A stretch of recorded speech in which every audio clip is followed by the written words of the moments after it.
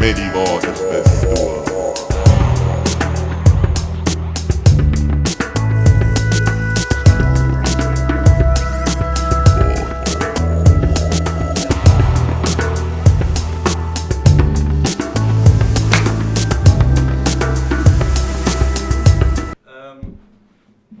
So I did my memory tests, and it came back that it's still above average. Well, that's good, but it's still below what you had, right? I'm like, that's exactly my argument. Yeah, I'm like, like, I don't care. I That was it's always above above it, average. yeah. I used to remember like fucking everything, dude.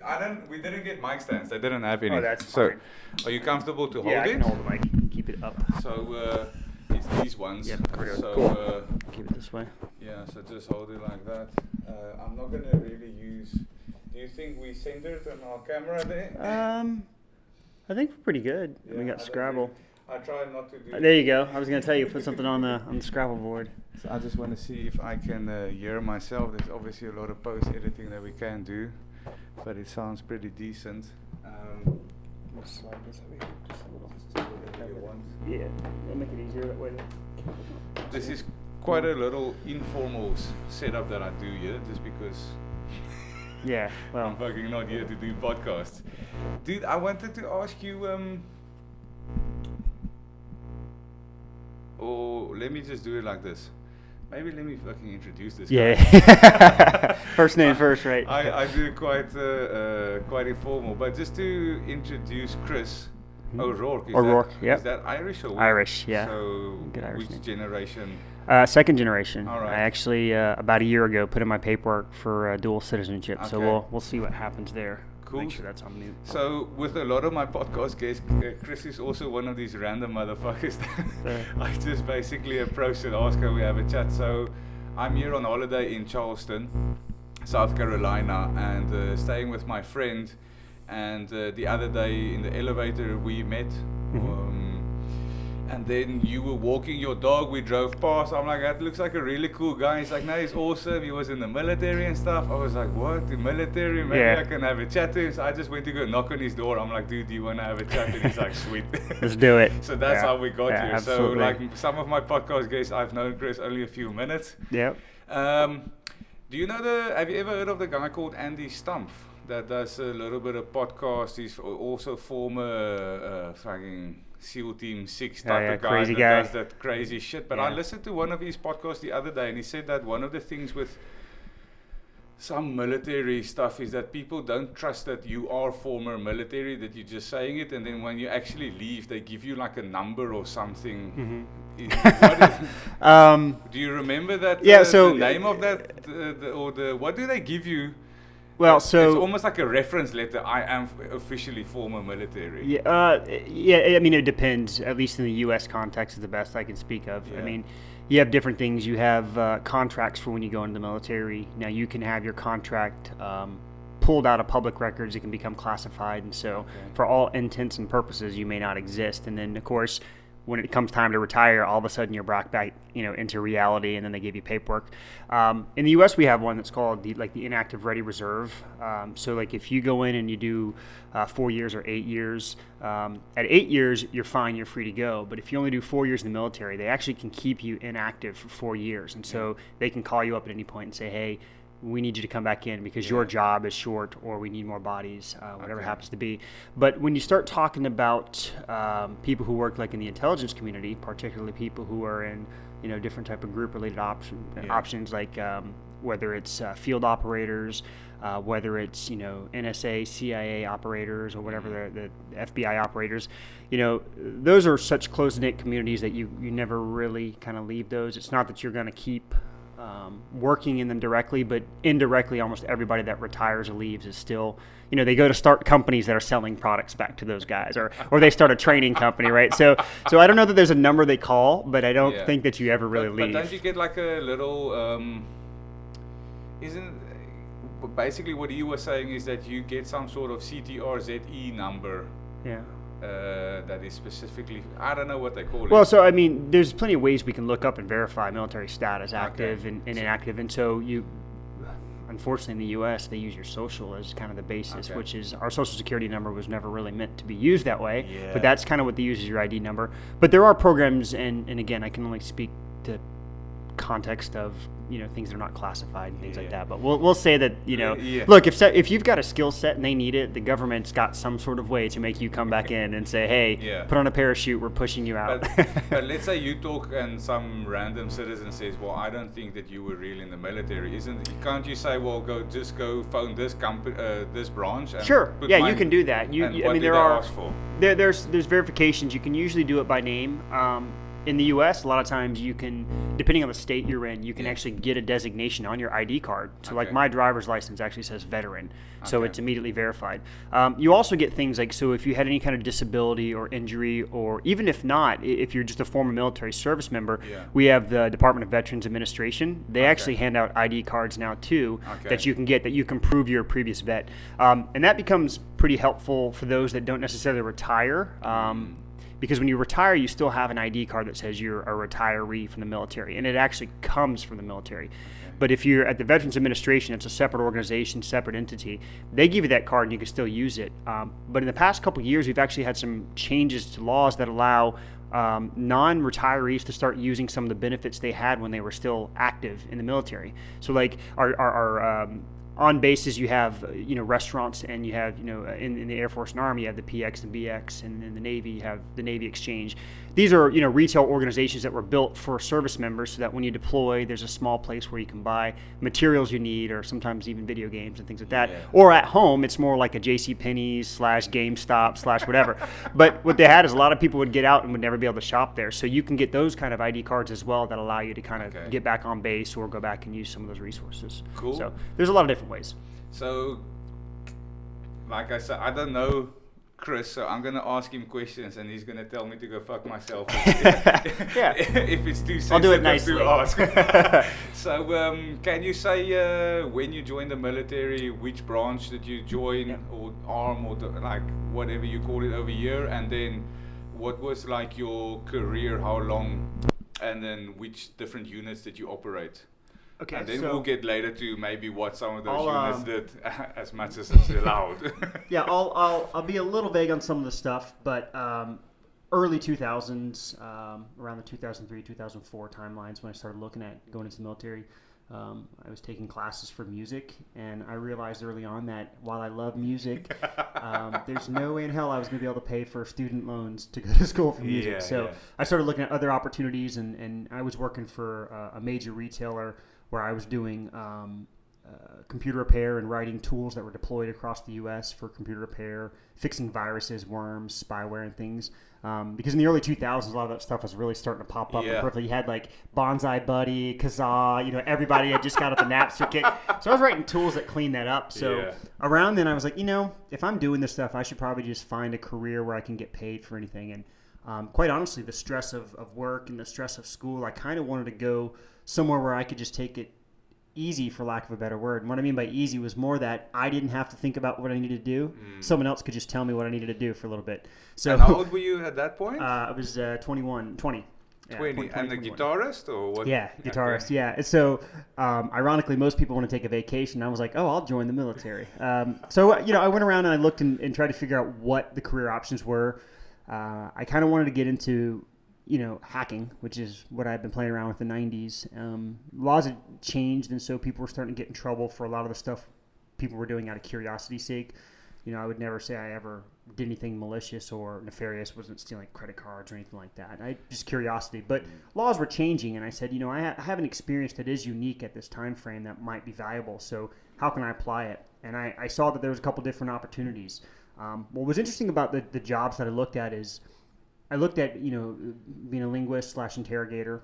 That would have been an interesting job. Are you good at languages, or? Fairly decent. A lot what of the made languages. You think like linguist? I think the challenge of learning new languages and being able to communicate, that's always been something that's interesting to me. I think even with computers, trying to figure out how to communicate with the computer, it's always been a unique challenge. But a lot of it boils down to I just like human interaction, and I think the linguistic aspect would have helped out a lot with that. And fortunately for me, I still did get to learn a lot of languages. But instead, I actually went into Intel doing signal analysis, and what that means is looking at radio waves.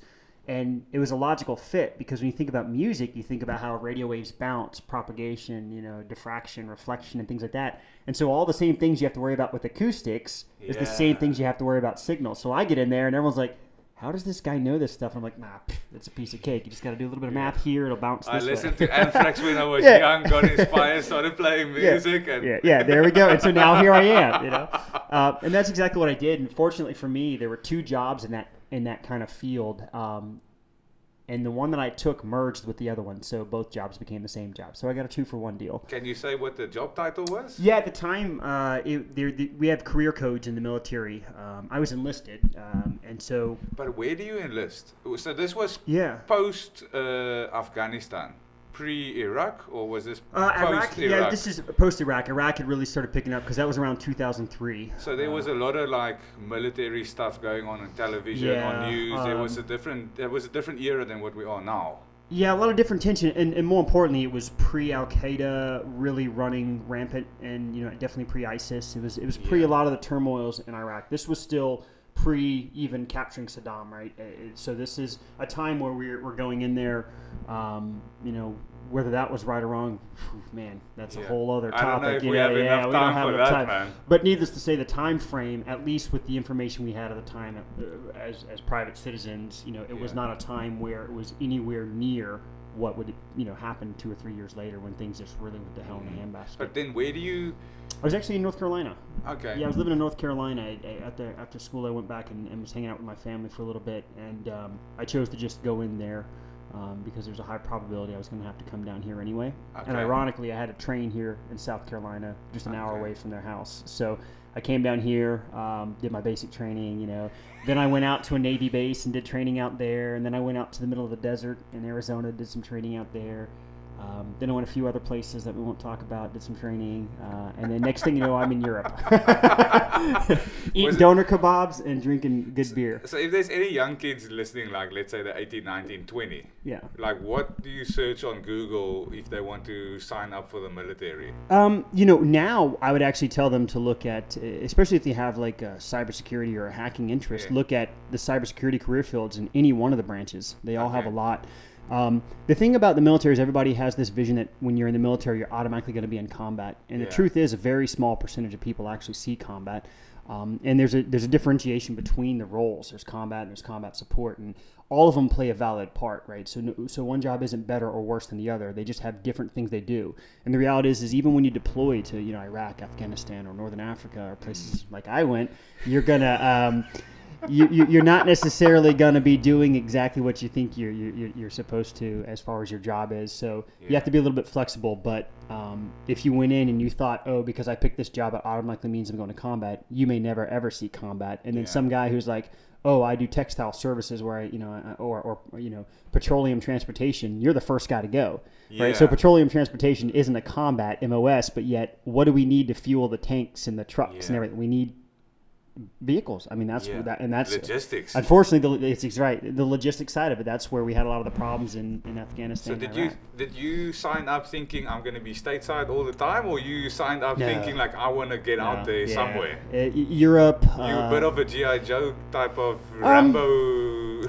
I wouldn't say that extreme. I think there is a certain aspect of the training's fun. Like I like the outdoors. I've always liked camping. I'm an avid camper, outdoors kind of type person. So being able to go out and do those things and do it in a military context is a little bit different, but it's also fun. The way I envisioned it was I was going to go around the world. I was going to see some good things. I was probably going to see a lot of really bad things. But hopefully I could learn a lot about who I was, learn a lot about the world, and hopefully make things better for me, and then by virtue because of that make things better for others. I think some of it's soul searching to figure out who I am as a person, and quite frankly it was a great experience for that, getting to learn and live amongst people and their cultures and seeing how they operate. It puts a lot of things domestically in perspective, so I think it's because I spoke to someone on the plane from JFK to here, and he asked me, so how's recycling in Cape Town? I was like dude, the average person is just worrying about not getting raped, mugged, and murdered, and getting water and having shelter at night. Right, but think about that question. We're not thinking of recycling. Exactly, but the fact that that's the question that comes to his mind shows how much of a and I don't mean this in a negative way, but a sheltered environment a lot of people grow up in. And I think it's very easy for us, particularly in the U.S., where we've got Mexico and we have Canada, and of course there's always arguments over the security of the border. Although we don't really hear a lot about the Canadians invading America, but actually, in fact, they just send us a lot of comedians, if anything. Actors and comedians. I'll take those every day. Yeah. But we do live in a relatively sheltered locale. I mean, we don't have large major domestic fights that are going on. I mean, even if you look at countries in Europe, right? Europe is not that far off from war, especially Eastern Europe, or even places like Northern Ireland, where people forget that we're really still kind of at a ceasefire. It's not really the fight and the angst. It's not peace. And quite frankly, this whole the Brexit thing, it's really going to be curious to see what happens out of that, because those are deep wounds that people are stubborn and they live their ways, they don't change. But here we don't have that, and so when you don't have that, you don't really have that same fear. That's where 9/11 really kicked in. I think that's why we had such strong nationalism, is because that was an instance where all of a sudden that bubble got popped. Someone just came up and said, "Hey, you're vulnerable. Reality, you're vulnerable," and I think in some ways we actually took it to the extreme because we hadn't figured out how to live with it. And so, we have a gregarious TSA that are just like very, I think there's a valid need for them, but I'm not sure that they've been deployed the proper way in methodologies. And so I think there's a lot of things we do that are just for show because we want to sell people on safety, when the reality of it is for example, like you're at TSA in the U.S. and they're saying no water bottle in your backpack. You got to pour it out. What's TSA? The Transportation Security Administration. Yeah. So like when you leave the U.S., you're going to go through the checkpoints, right? Just before you get through passport control. But you're gonna go through the checkpoints. And they're going to say, we got to check your bags, take your shoes off. We're going to look for all your stuff. Now, if I go in with a bottle of water, they freak out. They're like, oh, you're bringing water. That could be an explosive. But here's the thing. They tell you as you're standing in line with hundreds and hundreds of people, if you've got water, if you have any of these things that are illegal to take on the plane, throw them in this trash can right here in front of everyone that's standing right here, and then move forward. How is that security? Because the reality of it is if I had something explosive and you're telling me to throw it in the trash can, I'm going to do just as much damage to the line as I would, right? Yeah. So possibly more if it's a bomb. Yeah, exactly. Like, what is the real intent there? I'm not saying that we haven't had instances where people have tried to smuggle bombs in their pants and in their shoes and things, but how much have we spent yelling at every single person walking through with the water bottle and telling them to throw away? That's really not necessary, and that's, having been in the intelligence community, I can't say there are valid threats, but in some ways, by acquiescing to those threats, we're letting them win, right? Yeah. I mean, it's a weird thing.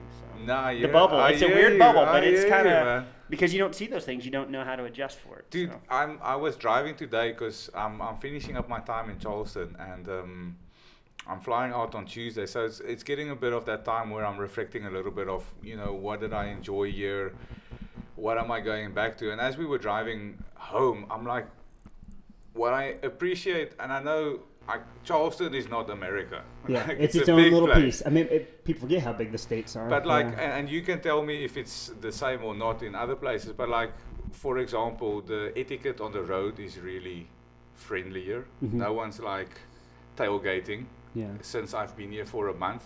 If you have to come into traffic, they pretty much let you. No one's going over red lights. Then walking at night, I don't feel threatened. At no point in this last month have I felt threatened. Like, it's weird. Like, I still wake up at night with noises.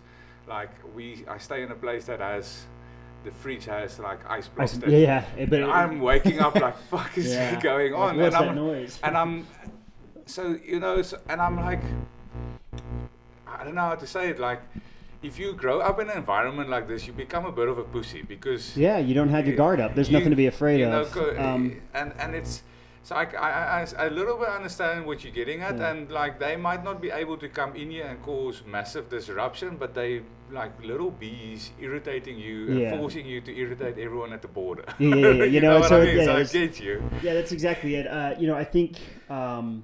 First, I will say that your experience in Charleston in the South is not necessarily going to be the same everywhere. I think people forget how big the U.S. is, and people are like, oh, you've never been to New York, or you've never been to L.A. When the reality is, most people in America barely leave the town they live in. A lot of people will never leave more than 2 or 3 hours away from the place they're born, just because America's so big, and it costs a lot of money to travel.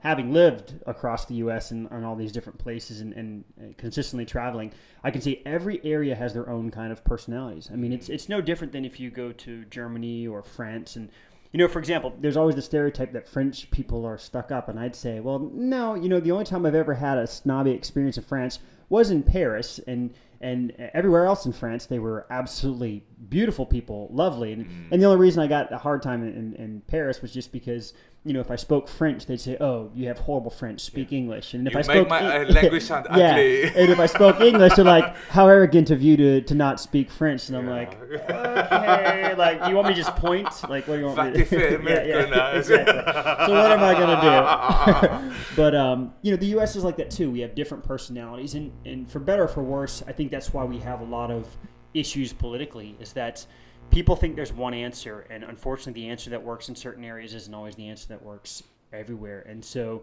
until people take the time to step out of their comfort zones and explore different parts of America to really understand it, let alone the world, break your local bubble of just living in one town. Yeah. I mean, we talked about the bubble for the U.S., but that's a huge bubble to break. It's hard necessarily to get overseas. How about just change perspective? I mean, even going from Charleston to Columbia, which is an hour and a half away, your experience living there could be completely different. The different types of jobs, different types of resources that are available, you don't know what you're going to see. So would you quickly, I'm going to just shoot off the cuff as stuff comes up, but it's a hard question, but maybe not for you. Is America the greatest country in the world? Because I saw that on your computer that you also listen to Rogan. Yeah. And I love Rogan. Like, if I didn't listen to Rogan, I wouldn't do this. And the only reason I'm doing this is because I got tired of listening to Rogan. I'm like, I can have the conversations directly with the people. Well, that's the beauty of it, right? And you hear him on his podcast. He says the same things. Why consume media just from what you see on the news? Why don't you listen to people just having a normal conversation? Yeah. And the cool thing with the podcast is, if I bumped into you like I did, it'd be like, how am I going to get this guy to talk about the military? And it's a bit difficult in the normal social setup. But if I have a podcast, I'll literally be like, dude, I have a podcast. Do you want to talk about the military? So the podcast is like the perfect way to get people to talk about themselves and not have their guard up.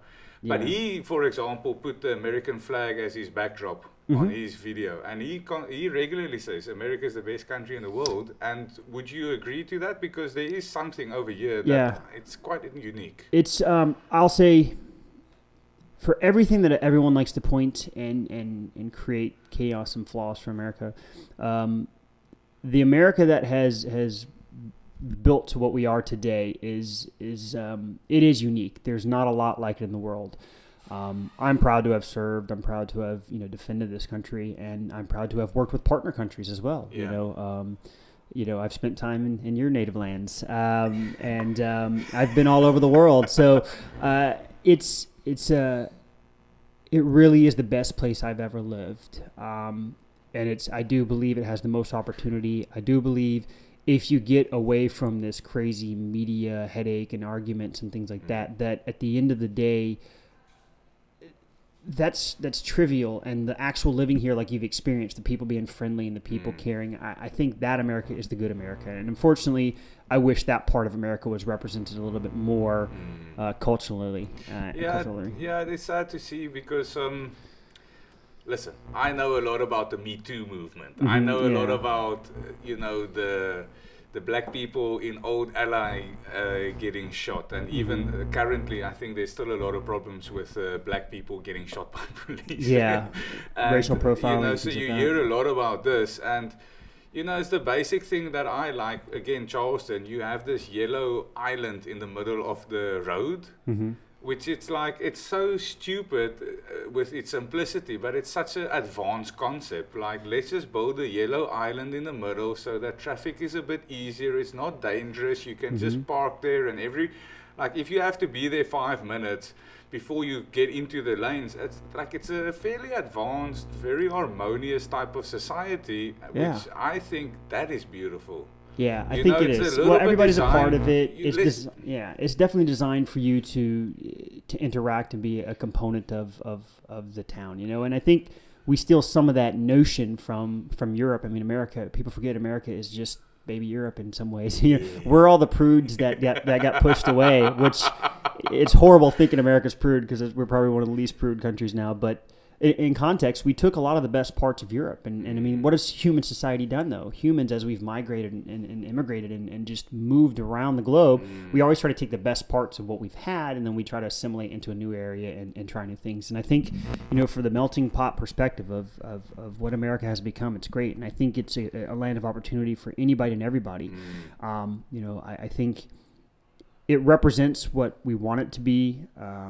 You know, in the world for everyone else. The tough problem that we have, though, is that as much as we want the world to feel like America and to follow the same kinds of rules, it just isn't going to happen. You know, and just like I said earlier, just like the views of the Northeast corridor versus the Southeast versus the Midwest or the West, the problems are just so disparate that we can't just take this simple set of concepts of what we think is America and then forcibly apply it elsewhere. And so that's where we run into some of the other issues. And so we export some of that culture, but you know, it can be difficult at times, but it's still great. Did you feel about America like this before you signed up for the military? Yeah, I've always been very proud of where I've lived. I mean, as a kid, I grew up in England for a little bit, and you know, I traveled over Europe with my family, and everything has its ups and downs. You know, I call England kind of a cheat because it's like moving out of the country, but because everyone speaks English, you're really not. It's only a little bit different. Really, you know, it's not that bad. So you're not really living abroad. I mean, you still have people overeating. When you climb onto a bus and you don't know what fucking stop that is because you don't understand what an XTRZE means. Yeah, or you started getting into, you know, Asian countries where it's just pure characters, and you're like, is it the little man with the teapot, or is it, you know, the teepee? I don't know which one I get off at. Well, I'm just going to walk out here. But, you know, I've always had a lot of pride. And I think part of that comes from, you know, you'll find a lot of people that serve in the military come from families that have had people serve. You know, my father served, my grandfather served, you know, grandfather's first generation Irish American.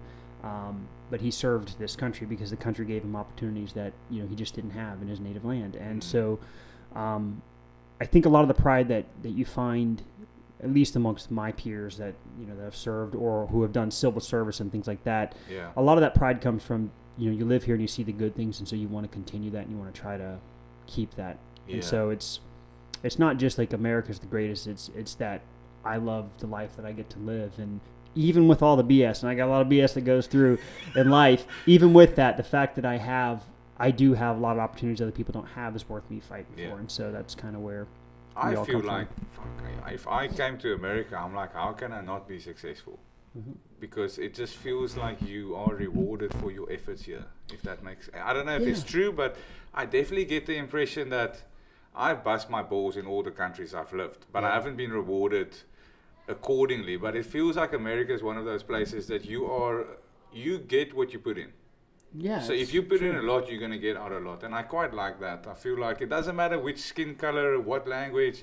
If you're going to bust your balls, you're going to get what you deserve. I think one of the things that we have that goes on here in America right now is we have a lot of debates over equality.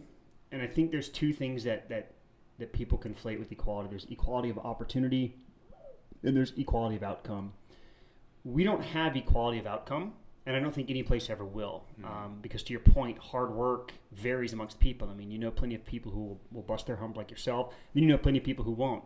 And you can still do everything right and just not have everything work out the way you want it to. And that's the unfortunate part of life. Yeah. But the one thing I will say is, even with some of the areas that we really need to improve, in a generalist sense, the equality opportunity here for anybody to try to make life better or to do better for themselves is extremely high. I mean, it's a door that's open for anybody and everybody. And I think sometimes when people say, well, it's not there, it's because they don't really have a true interest in trying to do the things they claim they want to do, and they're more interested in saying, oh, I can't do it for this reason. It's a cop-out. Yeah, it's a cop-out for not really wanting to do the hard work. But if you truly want to put in the hard work and you want to put forth the efforts, you can do it. You know, I've served in the military. I've been a part of startups. I've started my own startup and sold it. You know, I've had a couple wins. I've had a couple big failures. You know, I've gone through the ups and downs. But every one of those opportunities was not something that transpired just because someone knocked on my door and said, hey, here you go, good luck. But it was because there was hard work. But as I had hard work pushed through, other people, were able to assist me. And many times that hard work isn't necessarily you working on your project. It's you saying, hey, neighbor, let me help you with your fence, or hey, let me help you with your garden, or whatever it happens to be. A lot of times people get frustrated and say, well, I'm not getting the same opportunities. And what they don't realize is that in life, no matter where you are in the world, sometimes it's who you know, not what you know. And the way you meet people is by going out of your way like this and podcasts and talking. And then you slowly build that relationship and you do things for each other. And if you do it in a symbiotic relationship way, you're going to be able to tap into that and pull from it. The only variable really at the end of the day after that is just what is your definition of success. And if it's just pure money, you can get that, but I think you lose a lot too. If your definition of success is similar to what I think mine is that you have good friends, you have family, you can keep food on the table, and it doesn't mean that you're not worried about being able to pay the bills in the future, but you can keep relatively consistent in life. I think that's all that people really want. You respect yourself, people respect you, you feel good about what you've done, your accomplishments. You feel rewarded. Rewarded for and fulfillment, fulfillment, for sure. So I'm going to start asking you direct questions because you seem like an aloof motherfucker that's avoiding and the more aloof you want to be, the more I'm like, you got shit to tell me. Maybe, yeah. Well, so what to tell and what I can tell are always going to be different. So you joined in 2004. What time? Yeah. When did you retire or leave the military? So technically, I medically retired around. Let's see, what was it? 2013, I believe. So you've been basically 10 years in the military. Yep. And which arms of the military were you in? So I was Army, which is essentially the ground component. But the whole time I was Army, I was attached to the three-letter agencies that are so notorious around the world. The NSAs, and I did work with CIA, the FBI, and different things, depending on what we're doing. DEA for drug enforcement. So, but the way you explain it, it sounds like you were part of something that was working with. Yeah, so my career, I got lucky. I did some pretty cool things, and I'll say this: I didn't have to wear a uniform every day for my whole career, and I trained around the globe. I got to do some honorary military things with other organizations where I was an honorary, officer in one country and things like that because of the work we were doing. So I got to get my hands dirty. I got to play around with different countries in ways that most military service members don't get to. So even though I was Army, I quickly was pulled away from what I call big Army, and I was put into more the intelligence-oriented world. Did you ever have to carry a firearm with you during your 9 years? Yes. Okay. Consistently. Okay. Foreign and domestic. And out of that time, how many times was it a concealed weapon that you had to carry with you, or it was visibly carrying weapons? A large portion. It really depends on where we were. So, in context, concealed weapons aren't necessarily because you're trying to hide it. It's not like a James Bond. You pull out a thing, but you carry it. It will cause a reaction if somebody saw that. 100%, and that's all relative to the countries you're in too, right? So, if I'm doing supportive training in with European nations, or we're doing some sort of operation there, you're not going to run around with an M16 on your back and things like that, going, woo, look at me, I'm an American cowboy riding a horse. I'm gonna be good. Listening to country music real loud.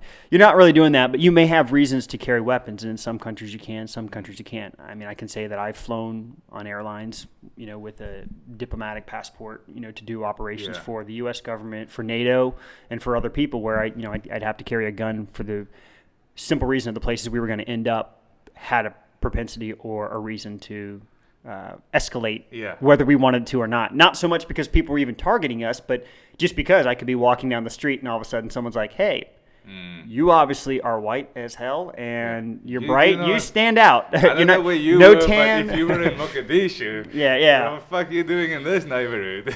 So you get a little bit of that, but other times you openly have weapons. But a lot of the times the work that we did, we were trying to help local governments and train and do a lot of that stuff. Yeah, and so in the training and the assistance and of course the intelligence work we're doing, you're not overtly riding a tank out in the middle of the desert. You've got an SUV or a truck that you've modified in some way, shape, or form to have armor, but it doesn't really look like it, right? It looks like an old beat up truck, but it's still protected. It's like the president's limo doesn't look like a military vehicle. But that thing it's got all the cool toys. So it's kind of like that. So a little bit of both. So, but is there some cloak and dagger stories that you can tell if you wanted to some people? I think the easiest thing that I can say is that, you hear in the news a lot of times that cybersecurity is the next battlefield, hacking, and, people are doing this and that. And over the past 10 years, I think as consumers, we've become really aware of it because we've been impacted by it, financial impacts and things like that. But this notion that hacking as a means or a venue of warfare, or I forget the term that they like to use in the military, a domain, as a domain, such as land is a domain, air is a domain, and sea is a domain. Cyber warfare is a domain that they look at. One time space will be, will be or is. It was going to be. Was going to be or is, right? I mean, the organization name doesn't matter, but that's not to say that those things aren't going. I mean, you're foolish if you think those aren't happening. But I can tell you 100%, 10 years before you heard the first story about hacking, people were jumping out of planes with guns on the side of their hip, going in there and hacking. And think about it in this context. If you have the ability as an intelligence operative, an operator, you can go in and you can shut down power to a small little town, or you can shut down localized lighting or some sort of control there. That makes for a safer environment for, ground forces, whether it be special operations, whether it's the SEAL team guys, if it's the Delta guys, if it's just the Rangers or whatever. The little best friend that they never meet. No, they meet you. You meet you. And they like you very much. They like, I owe you a couple it's of like, beers. it's, the way a lot of the stuff works in the military is that people have two experiences in the military. There's the military of the general population, and then there's the military of the people who are stuck in some really close-knit environments where they, it's basically fight or die type scenarios. And so when you're in those scenarios, no matter what your background is, there's always apprehension with other people you're around, because you never know if they're going to hold up, right? Are they going to freak out when combat happens? If rounds start flying at me, is this guy going to stand up and defend and help me fight, or is this guy going to cower? And that's not necessarily to call somebody weak because they've cowered. I have my own personal opinion of it, but at the end of the day, we don't know what we're going to do when the end of the world feels like it's coming in on you. So you can't really fault it. And nothing can prepare you for that. No, nothing can. Let's go. What is your personal opinion on that? Well, so I think that if you sign up and you proactively are trying to seek out the kinds of missions where that's going to be a high probability, you have to have a certain mental fortitude. And a lot of those selection programs and training programs that a lot of the special operations operators go through are built around that. The preconceived notion is that those guys are going through, and the idea is that you just want to be super ripped and you're gonna succeed. The truth of it is that it's not just about your physical strength, but it's really about mental fortitude and your ability to push through and push your body to extremes and to work through very stressful environments. So I've always kind of been a little timid to be cordial with people who have shown or expressed interest in those areas, and then when things happen, were less than forthright in doing what they needed to do. But not giving cover and fire? Not giving cover. I can say, one experience, there's a situation where, rounds started coming at us in a location in a desert, and one of the guys that was with us, his job was to help or coordinate supplies and logistics and things coming in, and you looked at him versus me, and of course at the time I wasn't always this small. There's a reason why I've kind of gotten smaller, but at my max I was still only about 180, 190 pounds of muscle. And how much are you now? I'm about $150, so I'm. So add the extra 30, 40 pounds. Yeah, so of muscle, not not body fat. Look, when I had muscle. But this guy, he was easily 250 bench pressing stuff. He looked like a stud. But as soon as the rounds started flying, he cowered down behind the concrete barrier that we had put up and started crying and couldn't do anything. What? And so that's a tough situation. But was that the first time that he saw contact, or contact? I think like so. That? I think. Well, I don't know that he hadn't seen anything before, but I think the thing about when someone's shooting at you, you hear in movies and stuff, and you hear the sounds of the rounds. You can start to tell how far away they are, how close they are, based upon, not just the almost whirring sound of the bullet or the ordnance breaking the air, but you can hear it ricocheting, or you see it physically hitting the dirt around you or the sand pluming up. It starts to make things really, really realistic. And when it's close enough that you can see that they may not be hitting you perfectly, but they're getting in your area, you start to get apprehensive. You're like, oh crap, if I move. I could get hit. So it's definitely nerve-wracking. So you can't really fault the person. But in that particular instance, none of us made fun of them. None of us, called them. But the team that he was in, wasn't there a bigger expectation that someone like him yes and no. that team wouldn't be behaving like this? Yes and no, because even with the operators in the world they work in, those guys are the best of the best. They're the salt of the earth people from all over the globe, and they have to have support, and support doesn't have to go through the same training. Otherwise, nobody would be able to support them, right? It's not realistic to expect that everybody's going to be able to do what they can do and do everything else. Say so who they are? Just special operations. Okay. We'll just say special operations guys. And that guy in particular had done missions with what you would do with a normal infantry unit. Is different than what you may do like in a ranger regiment, which could be completely different than what you may do with group. And in many instances in the intelligence world, it's not like we're sending in these joint environments a team of 20 SEALs, 30 SEALs, except for on specific types of missions. Usually it's interdispersed with different organizations. So you might have an Army member, you might have a Marine member, you might have an Air Force member, you might even have an FBI guy or a CIA guy. I mean, it really just depends on what you're doing, or DEA, because you're trying to minimize or mitigate drug enrichment or transportation or whatever it happens to be. So it's really a rotation of people from different environments. Now, with that, they all do a lot of joint training together and they learn each other's tactics, but they all have their own kind of personal flair in their personal environments and personalities in general, and so you've got to learn to adapt to it. So you could spend a lot of time. The guys are a little bit like that. The Rangers are a bit like that. The SEALs sure. Are a bit like and that. you can intertwine between them, but you get there. I'm trying to think if there's a really good story if I could tell that one, but the gist of it is he may not have experienced it, and the solution for us was just to move that guy out. He went somewhere else. He was older than me at the time. Yeah. And maybe he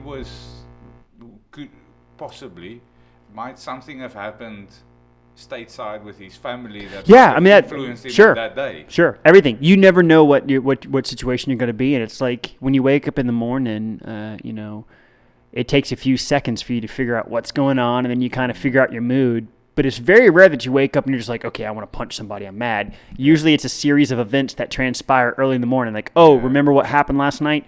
Now I'm getting mad. Now I'm getting frustrated. So it was probably a series of events that happened and transpired. And, whatever that structure was different enough that in that situation, at that time, at that moment, the outcome was what it was. And then at which point do you, so me not being in the military, I assume if you see him crying, you're going to try for a few seconds to get him out of that. And then at some point you're going to make a decision.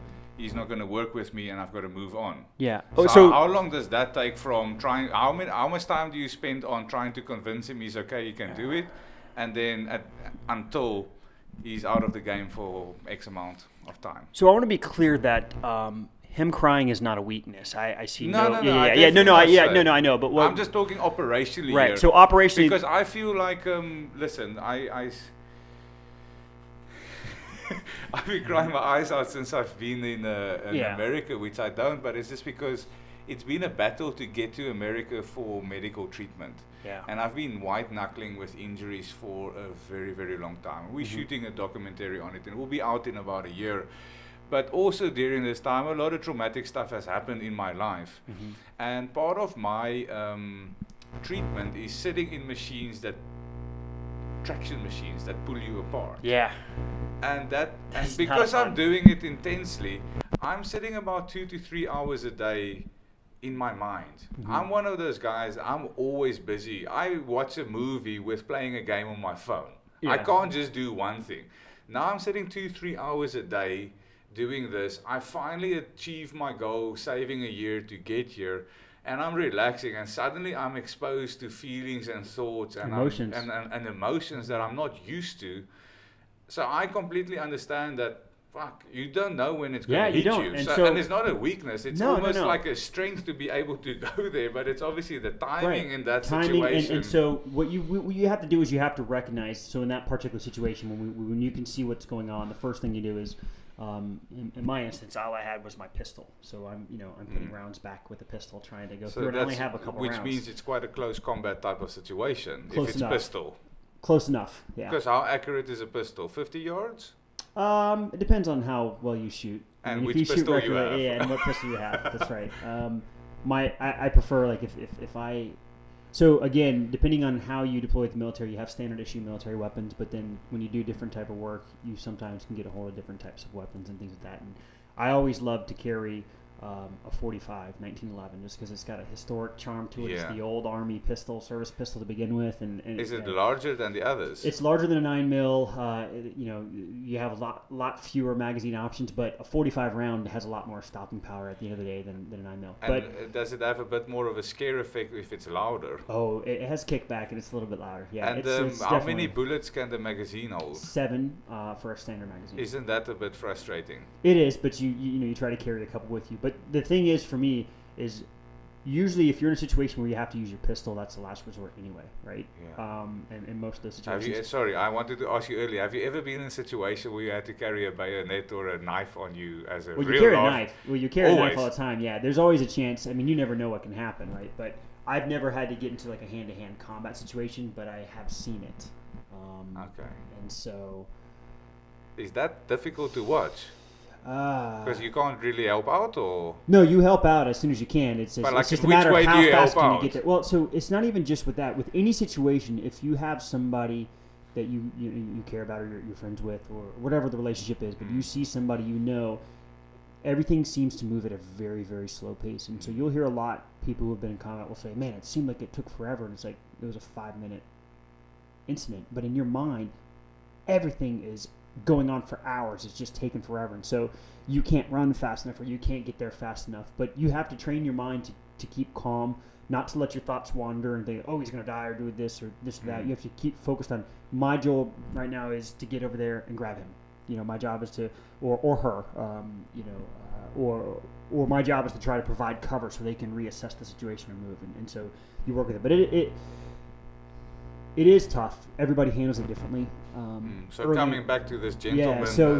Yeah, so what we did with that instance is I was using my pistol and I said, you just keep your head down, and because if you're emotionally unstable, you can have the same problem. You can create just as much damage as you could do good. And so I grabbed his rifle and I was able to use it, and he snapped too. I mean, he kind of caught too after. I was like, look, this isn't an extreme, we don't have hundreds of people charging at us, but like, you should probably kind of stand up and just give me some eyes. If all you want to do is look, give me some eyes. And things like that. And the other guys at that point were kind of coming around, and of course, I'm probably the least trained of everybody that's in that group at all. And, I'm just like, plink, plink, plink with a little pistol. Next thing you know, you got a guy who's got a 50 cal going boom, boom, boom, and that 50 cal, in this little wooden tower is shooting up the front end of a pickup truck, and that just stops. And of course, then just as quickly as it started, it stops. And of course, there's other issues after that, you have to go through. But and is that guy then embarrassed? No, I don't think so. Okay? I don't think so. I think it takes time because he was still messed up. I mean, you're still going through an emotional roller coaster. But like the next day or the day after, I don't know. If he was gone after 48 hours. He was gone. We sent him back to a location where he got medical treatment and things like that. And I don't fault him for it at all. It just, the thing is as much as I don't fault him for that situation, unfortunately, you almost have to be around people who have the ability to turn their emotions off and then can take it on later. And I think that's partly where you end up with very high percentages of PTSD, because the side effect is you learn to shut off reality to a degree, so you ignore everything around you. And then when you get home, to your point, and then all of a sudden you have the safety, not worried about someone running up on you and shooting you, then all of a sudden all these thoughts start coming back and you're like, holy crap, you have time. I could have died, or holy crap, I put rounds that way and the person that was on the other end went this way. I have to deal with that. Like, did I kill them? Did someone else? So in the instance of a pistol and an M16 or M4 or whatever rifle you're carrying, I think in this time we're actually carrying SCAR heavy, which is a 7.62 caliber round. If you see somebody or you see an injured person and they have a gunshot wound and it becomes evident that it was caused by a 7.62 round, and you can also see evidence of a 45 round, you have to come to terms. Well, was it my round? Was it their round? Who killed him? Who didn't kill him? And so you have all these crazy things that play out in your head, and if you're not careful, it really can do numbers on you. And the mental gymnastics that you end up learning is simply, at the root of it, it was me or them. So it's if you break it down to its most rudimentary form, somebody starts shooting at me first, it's me or them. And in that particular instance, the irony is that it wasn't anybody we even cared about. They could have kept upon doing what they were going to do, because that's not what we were there to prevent. They were smuggling, I can't go into what they were smuggling, but they were smuggling things that just had nothing to do with what we were there to do in the middle of the desert. Yeah. And so and they look misread at, the situation. They misread almost. it. They just knew we were different, and out of fear, They thought you were there for something else, and so they opened fire, and unfortunately it ends up in... They opened fire on the wrong people. Yeah, But let's say, I want to... like this situation with this guy, I assume the repercussions weren't that severe in that firefight. For you guys? No, we. And if, let's say, weren't. which makes it easy not to hold him in bad esteem, but if some people got hurt, do you think you would have felt different? I think that's a high probability.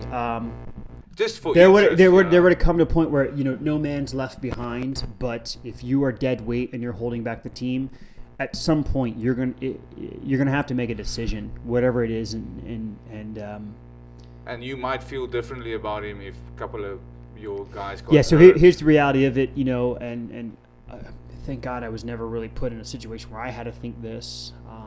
Indirectly, I know plenty of people who had, but I don't know how I would have handled it. But if I was in that situation and things were really bad and I knew that we had to go and that was dead weight, that if we tried to carry the dead weight, I don't literally mean carry them, but if we brought them along, it risked the lives of 5 more people. Yeah. You start doing the math, 5 or 1. And, that's one of the... That's horrible to think that way, and you don't really want to think that way. And, we would have done everything to try to bring them out and brought them with us. But I think that would have to be a really, really extreme situation, to be clear. It's not... There's never a situation where we're just like, okay, we're going to leave a guy behind or go. I mean, we are going to do whatever we can to bring somebody. Yeah. But if we were at this really weird situation where it had to be decided all or this guy taking care of this guy, I'd have to do my job to protect the majority of everybody. And that's the unfortunate... That's when you talk about collateral damage, right? That's kind of the same problem. It's crazy, huh? Yeah. It just puts life into perspective, like somebody doing their job and you doing your job. But what you're talking about, my dad was military. He was a captain. It's not the commandos, I think, like you guys have, but it's more like... So my dad, when he got born, his umbilical cord wrapped around his leg and the blood circulation got cut off. So he grew up his whole life with one leg and a little stump. Mm-hmm. So when it was time to go for your military service, they declined him. But my dad was raised, he was punched by my grandfather whenever he said he can't do it. So he's stubborn and just so my dad's super stubborn. So when they said, no, you're not allowed to join the military, he's like, fuck you. So he went to go join the commandos, which is like a voluntary type of thing. But like, I think they did quite a lot of stuff. So, and then when he got back home, he was in the intelligence side of some things. And I remember I was watching a movie, and I don't know if it used to be like that, but I think when you're jumping out of a plane or the helicopter, when you have to come down the line, if the one guy doesn't do it, nobody else can go out. Yeah, so if you're doing a static line or you're doing... So I said, and the one guy was hesitating, and it was a movie. So I said to my dad, I remember I'm fucking 6-7 years old, I'm like, Dad, what do you do if that guy doesn't do it, he's like, you shoot him. You push him out. Because, or whatever, you got to get everyone out. He's making everyone a sitting duck. And a split second, you got to make a decision based on the team or the individual. And unfortunately, the team. And and one of my biggest difficulties in life is that I have this severe team mentality. So if it's me and my wife, I'll fucking carry the load. Yeah. If I go sign up for a job, I'll carry the load. If it's about my family, and one of my big challenges in adulthood is sometimes saying, well, I'm a little bit more important here. It's almost like I've got to put the oxygen mask back on me so I can put it on everyone else. But my dad raised me with that severe team mentality, and I'm like, how good would life be if a lot of people had this team mentality? Yeah. I think some people that don't have that, they kind of live in their own blissful, ignorant world. And that's where you have people who think they're the center of the world, walking around the store or wherever they happen to be, and they want all the attention and whatever they say because I'm important. It's like, no, you're one of hundreds of millions of people around, like just in this country alone or around the globe or whatever. You're really not that important. We're all little, but collectively, we have so much more because we can do things. And, one person can't do everything. And as my life has changed, even from 15, 20 years ago, the things I could do then versus what I could do now, both physically and just in life, have completely changed. And so we evolve as people, and so we need people around us that are also evolving because you're slowly kind of sharing those roles and responsibilities. Like me and my fiance, we split a lot of the things that I would do before. Like I had to do my laundry, I had to take care of it. She does some of that stuff, I do some of the stuff. I do a lot of cooking, she does a lot of cooking. We switch it up, and so we rotate around. And so the problem we run into is kind of like your personality, though, is like, well, I'll just do it because we don't want to burden the other person. Yeah. So we've actually had to learn how to, in some ways, not just be oriented on a team, but try to not be the one that does it for everybody else. You have to learn to communicate. Ask for help. And have a relationship. Like, woo. So I was going to ask you. So. I did a podcast with a British Armed Forces guy that was in Afghanistan for a few tours, and I was asking him, why does he seem so settled back in civilian life? And I think a big part was he found a lady that was perfect for him. Yeah. And helped a lot. Yeah. And he said that by the grace of God, it's not narcotics and booze and women and this like to readapt to civilian life. Does a woman in your life or a partner in your life that balances you out after military play a big part if you're going to actually settle back in? Yes, but I think the big factors that helps you to... You have to be in the right place to have that happen too, though, right? So when you get back, I think the hardest part, and this isn't military, this is anything. I mean, in life, we have to learn to love ourselves. We have to be confident in who we are. We can have flaws and we can know our flaws, but we have to learn to be okay with who we are and know that we have improvements. And until you learn to love yourself, it's going to be hard to love others. The beautiful part, though, is that as you're going down that journey, if you find somebody who is compensatory to a lot of the things that you like and can give you that guidance, and you can slowly let your guard down, it becomes very valuable. For me, it took probably, let's see, it took 2 or 3 years after the military before I really felt comfortable being in any type of serious relationship. And when I was in, I didn't have a whole lot of long-term relationships because I always had this paranoia of, who does she work for? Is she for another intelligence agency, right? Or does she why is this person coming up and trying to be my friend? Like, who did and that sounds kind of crazy and paranoid, but that's literally the world that I worked in. I mean, if I wanted to hack into somebody, sometimes the easiest thing for me to do is pay somebody $50 to go kiss you on the cheek and give you a thumb drive, right? Yeah, it's a lot easier than me breaking in doors and kicking in doors and trying to do a whole bunch of stuff. So you learn to manipulate people. So being so hyper aware that that's how the intelligence community works, you become paranoid that that's what's being played against you. And so you have to learn to let your guard down. And I think is that difficult? It's very difficult. I think and for does me, your fiance ever give you shit? Sometimes be like, dude, just chill the fuck out, man. Actually, no. Ironically, no, because her family, there's her sister and her brother-in-law and her father. They all served in the military as well, so she has an understanding of some of it. And I think I'm very open. There's nothing that I won't talk about with her, whether good or bad. one of the things that we did actually early in our relationship that I think has helped out, and it makes it different than a lot of people, is that we kind of created, you always see the joke about a safe word, putting in the ball gag and everything, but we go easy on me, here's my safe word. But we actually came up with a safe word early on in the relationship, not because of like anything extreme like that, but because we wanted a word or a way for me to convey that this isn't me joking around and being fun, or I'm not like playing games, like I'm being serious. This is annoying me, or I can't do this, or I'm super stressed. And so by creating that word, if it's invoked, then it's only invoked. You both have to be disciplined to know to only use that word, or that's whatever the phrase is at that time. But by creating that, we've created a situation where we can have conversations, we can play around. But if I'm really pushing her buttons or she's really pushing mine, I can say, look, hey, bleh. And she's like, okay, I get it. And it's tough, but because you hear that, you respect that. And it's something super simple.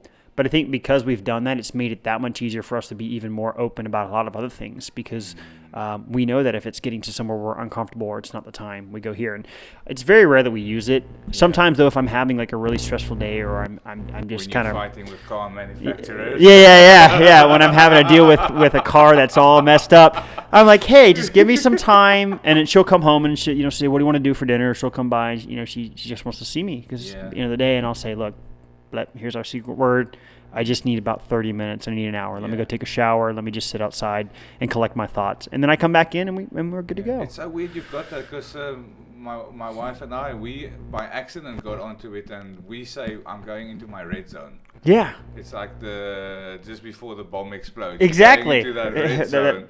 So every now and so as we become more mature and emotionally stable and life becomes a bit easier, which is my experience, although it's more complicated, we don't use it as often anymore, but it's always there. Like sometimes she comes home at night and we haven't seen each other the whole day, then you got to catch up, and then suddenly it fucking stresses you out at 12 at night, and then suddenly either myself or she'll be like, listen, I'd love to talk about this, but I'm going into my red zone. Yeah. And it'd be like, cool. It's good. We'll continue tomorrow. Yeah. And it's one of the most amazing things.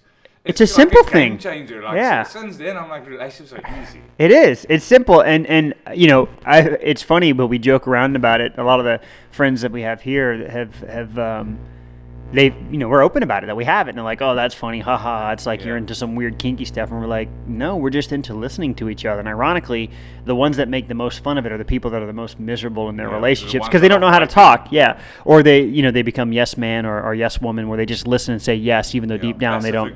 Exactly. No, oh yeah, I really would love to go with you on that trip. Yeah, that'd be so good. Why don't we just invite my mother? So man, just on that topic, that too, I don't know, man. When you were saying like you don't trust people, have you seen the movie with Eric Bana called Munich? Mm-hmm. He got so paranoid where he started sleeping in the closet. Yeah, that's not. I know no movies are ever. You know what? I'm gonna say this quickly, because all military people say, I'm yet to see a movie that's really. Well, movies have to. And I'm like, listen, if they make a love scene in a romance, I don't want to see pornography, because that's really how it is. I want to see the nice version. I want to. Oh, I love you. You're my friend. None of those. Just bend over and say the safe word. Like horror slashing film movie. But so that type of paranoia kicks in after a certain time. Yeah, and it doesn't ever really go away. I mean, there's still certain things. I think you and I have talked about this briefly, but there's a certain level of different experiences in your life cause you. I'm just gonna drop your pop filter. Different things. That's my fault. Sorry. I just lost my train of thought. What were we talking about? The paranoia. Paranoia. It doesn't really go away. You kind of learn to live with it and work around it. I think. Paranoia is good to a degree. You just can't let it consume you. And so, my career has been around hacking, right? And everyone asks me, why aren't you afraid of being hacked? Can you hack my phone and all this stuff? And, it's a fun joke, but everybody says it, so get over it. But it's like if you're a server at a time, you're like, guys, would you like to pay? And they're like, no, you pay. You're like, okay, right. I'll have to wash the dishes tonight. Or is this free? There's no sticker. We have some friends over here. Yeah. safe word off the record there. She's trying to figure out what we're doing. So sorry, just anyone that doesn't see or his fiance just came in with a dog. Yeah, going for a walk And she today. very quickly left with the dog. Yeah, she knew from the hand signal. I'll probably hear it all night tonight for that. I'll be in the doghouse. But All right. no, so you do have that paranoia, and you have to learn to kind of live with it. You can't let it consume you. But a certain level of paranoia is good, and so I always say this when people say, "Are you paranoid of being hacked?" And I say, to a degree. I do everything in my life I can to try to be as protective as I can. I don't just willingly give out everything that I have. But at the end of the day, if somebody's going to be persistent, they're going to be able to do whatever they want to do. So I live my life with a bit of paranoia, knowing that things can happen, things can be an outcome. But the reality of it is that you can't always control. And that's the hard part, is knowing the control around paranoia, right? Paranoia is because you don't have control, and learning to accept that in life you can't always have control is probably the hardest thing. And I have to go through it daily, like having problems with my car now, and I'm dealing with all these different people, and it's like common sense clearly says this is what's wrong with the car, this is what's happened. You weren't a licensed technician, yet you worked on it and you broke it, but yet people are still being difficult. And sometimes I have to just stop, take a deep breath, and say, man, this is messed up. But there's not much I can do. How do I try to make the next of it? So it's tough. I think paranoia is hand in hand with control, and so once you find that balance, you just have to you have to let go. Yeah, well, I say to paranoia, how can I say this? I'm quite street smart. Mm-hmm. So I have a brother. They broke into his house and they cut a piece of his ear off, and they tried to cut his throat, and he went like this, and they missed, and he got overpowered. But he lived in a dangerous neighborhood. Then I've got a younger brother. He was mugged a couple of times and held at knife point. Then I have a younger brother that by accident, a gang initiation, which we assume the order was go murder someone as part of the initiation, because what happened was he was walking, a car stopped, two guys climbed out and just started stabbing him with knives. Now, I've never had an incident. It doesn't mean I haven't, it doesn't mean that I wasn't close, but because I was paranoid and street smart, I was able to identify it prior to happening. It's basic, I'm walking on this side of the street. Yeah. I don't feel comfortable. Let me just change to the other side and let's see what happens. Yeah. I mean, being aware of your horizons. And even now, when I came to America, I found a couple of people to keep an eye on my wife.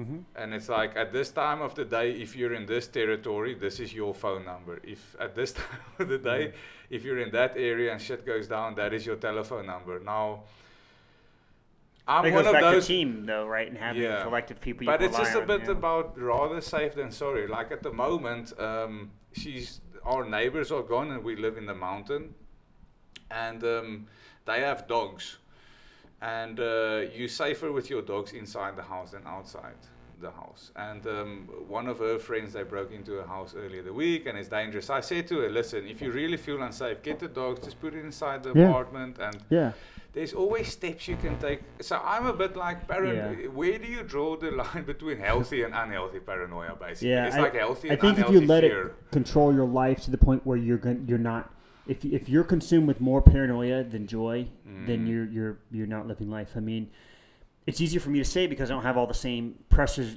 and stressors here that you have to deal with.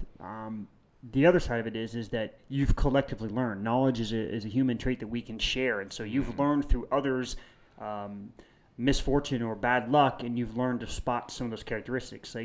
You know that if a guy walks in with a mask on his face and has a gun in his hand, that's not somebody coming around to play. I mean, chances are he has bad intentions. But think about it. Until that happened, and until people really knew what a gun was or a face mask, there would have been a time where that would have just been oh, what's this? This is curious. How's it going? Yeah. And so I think by learning through other people that, hey, that guy burned his hand by sticking it in the fire, I'm not going to do that. You can sometimes minimize your risk of having to experience those things yourself, and you can have that shared experience. And that's tough because, you never want anyone else to go through it. But sometimes, learning from others' misfortunes is what helps protect us. But you have to be strong to the point where if you let that paranoia take control, you're missing out on the life. And, that's a whole other podcast too. How many times we're here, if we're here once or not, or whatever it happens to be. But as I know it right now, we have one life to live. And if you spend your life always hyper paranoid, how much of the good stuff are you missing out on? Because I can tell you now, I speak highly and I really enjoyed my military career. And I talk to people who got out of the military and they're like, man, it sucked. It always sucked. How was your experience good? You didn't have any bad. I'm like, the reality of it is the good experiences I had were probably only 5-10% of it. The rest of it was just annoying, pain in the ass type stuff you have to deal with. But I chose to see the good parts. So even though we were literally in the same place at the same time, and all they have is misery, because they were so paranoid about everything going bad, they didn't stop to actually just take in and process other emotions. It became difficult for them to adapt. And so if you're so paranoid where you're missing out on the things that bring you joy, if you're not happy and laughing with your wife, if you don't feel comfortable where, maybe you can't go out because it's a safety concern, but you can't sit down together and just talk, that's when you have a problem. But it sounds like you have a healthy relationship now, which means that your paranoia is not crazy to where it's taken over. Yeah, well, I find it difficult because I left Africa for 6 years where I lived in Europe. So once I left my hometown, it changed a lot in 6 years. So you become so hyper aware of the things that you don't see. So I came back and I'm like, it's different. Plus, I became a pussy in Europe where everything's safe. You don't even lock your front door. So I came back into an environment that I didn't completely understand. And there's a lot of bad stuff happening regularly. Well, and a lot's changed too, even in that time frame. It's not just that you left firsthand. It's like when you move. Period. People think, I'm going to move back there. It's going to be great like it was. Yeah. Things will never be the way they were because you're selectively choosing to only remember the good. And so you're not always going to be able to recreate that because you're creating an unrealistic expectation. But the problem in your hands a lot is politically and economically, a lot of turmoil has changed even in those years that you've been gone globally, let alone, from where you're from. And so there's just a lot of variables that play against you, and that's very tough. And so you have to kind of back to reality. And in some ways, it's extremely sad that that's the way the world is. But in some ways, it's also good that at least you've seen that there's different perspectives around it, and you can be cognizant of maybe this over here really is a bad idea or this is a good idea. The tough part for me being on the outside is somebody that, I've got a lot of friends that have actually come from South Africa and immigrated, to the States because of the turmoils and stuff. And the thing that I can't relate to is I've never felt like I was forced out of my home. And of course, again, you can go back to, why were you there? What was the cause of that hundreds of years? And again, a whole nother topic. But at the end of the day, you were there. You were part of the culture. You're part of the society there. And sometimes, it's just tough for me to think that people do have that incessant paranoia that I don't have to have. And so, I do feel bad for that in ways. Well, it's I'm not going to talk too much about that, not because of time, but because I'm going to go into my red zone. But it's like, to give you an example, not the last year, the year before, they broke into my parents' house 7 times in 1 year. A lot of those times of the year, my mom is there alone. And the type of crime we have in South Africa, it's either rape, murder, or if you're lucky, a couple of stab wounds a lot of times. There's a lot of murder for nothing. The amount of people that I know that have been murdered, people that have experienced carjackings. And I'm one of those, like, if shit's got to go down and it's got to happen with me, I'm very comfortable with that. But having to live with a wife that's been raped, that's like your my world. Worst fear. Yeah, that's your world, and and emasculating if you think you can't protect her. And it's that whole thing that you like. I didn't choose the country I was born in. That's right. I'm born in South Africa. I'm fucking raised there. I'm a South African. And there is a lot of political stuff.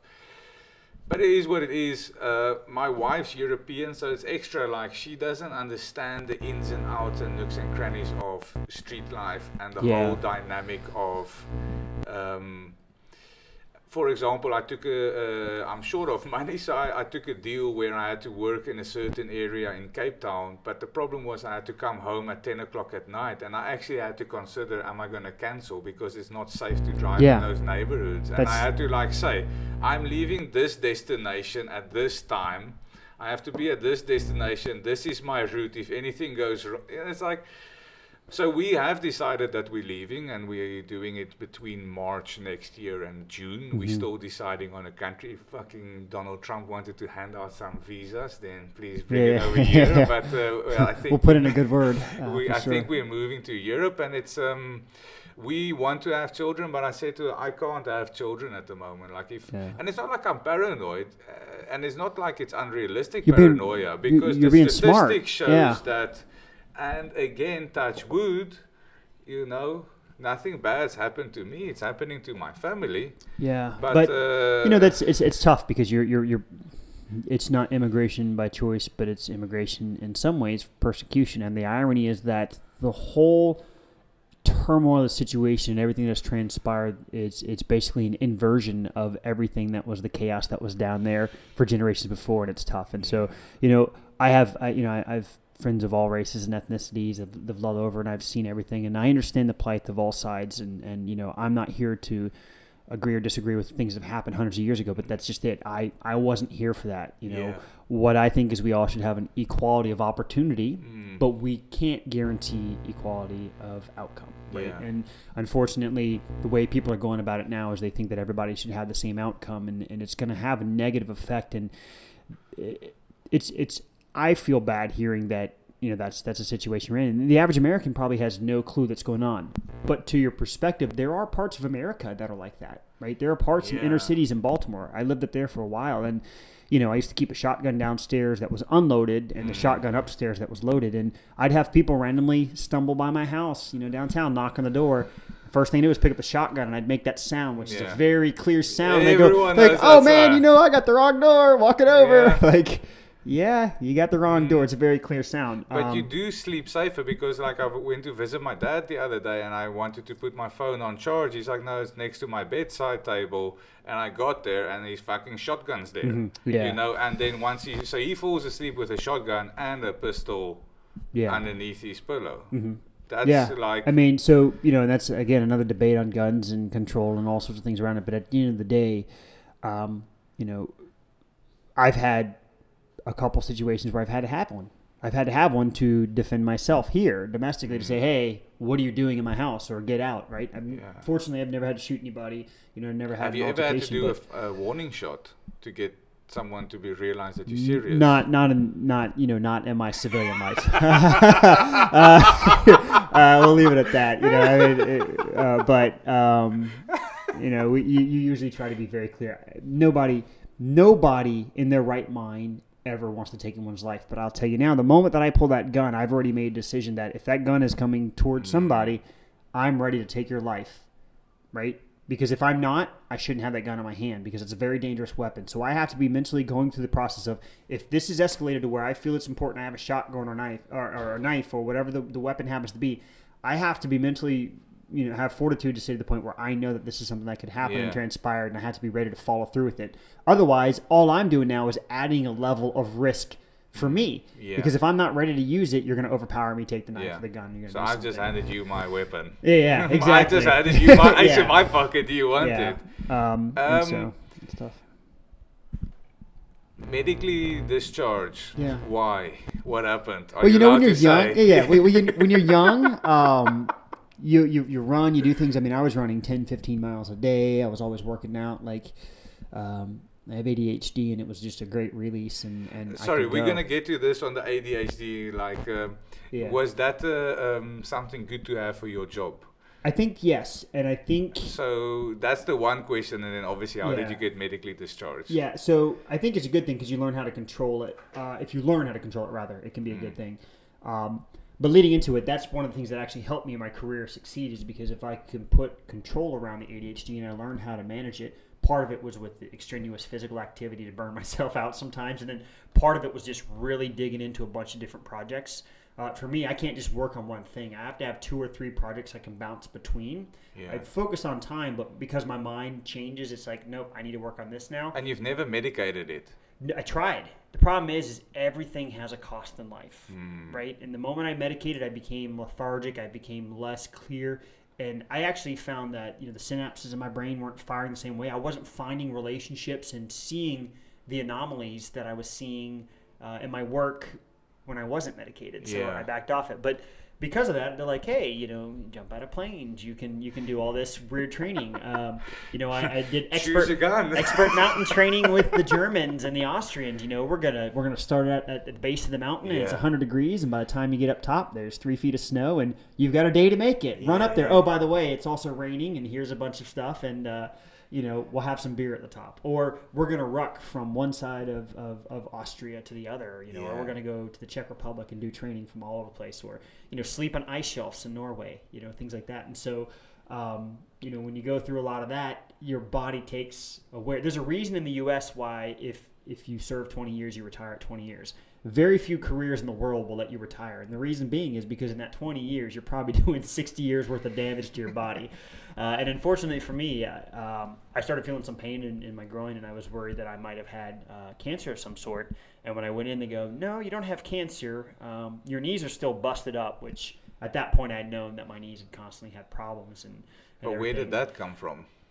Just high impact, high stress, From the things. parachuting. Not just that, just normal everyday work or like rucking around with a lot of gear and just running and high impact is just bad for your But knees. like, why are you running regularly in your Like situation? to So you were running, training. Yeah, I mean endurance and cardio is pretty It's not important. like you were going into like dangerous situations where you had to run away regularly. Yeah, I wasn't running it.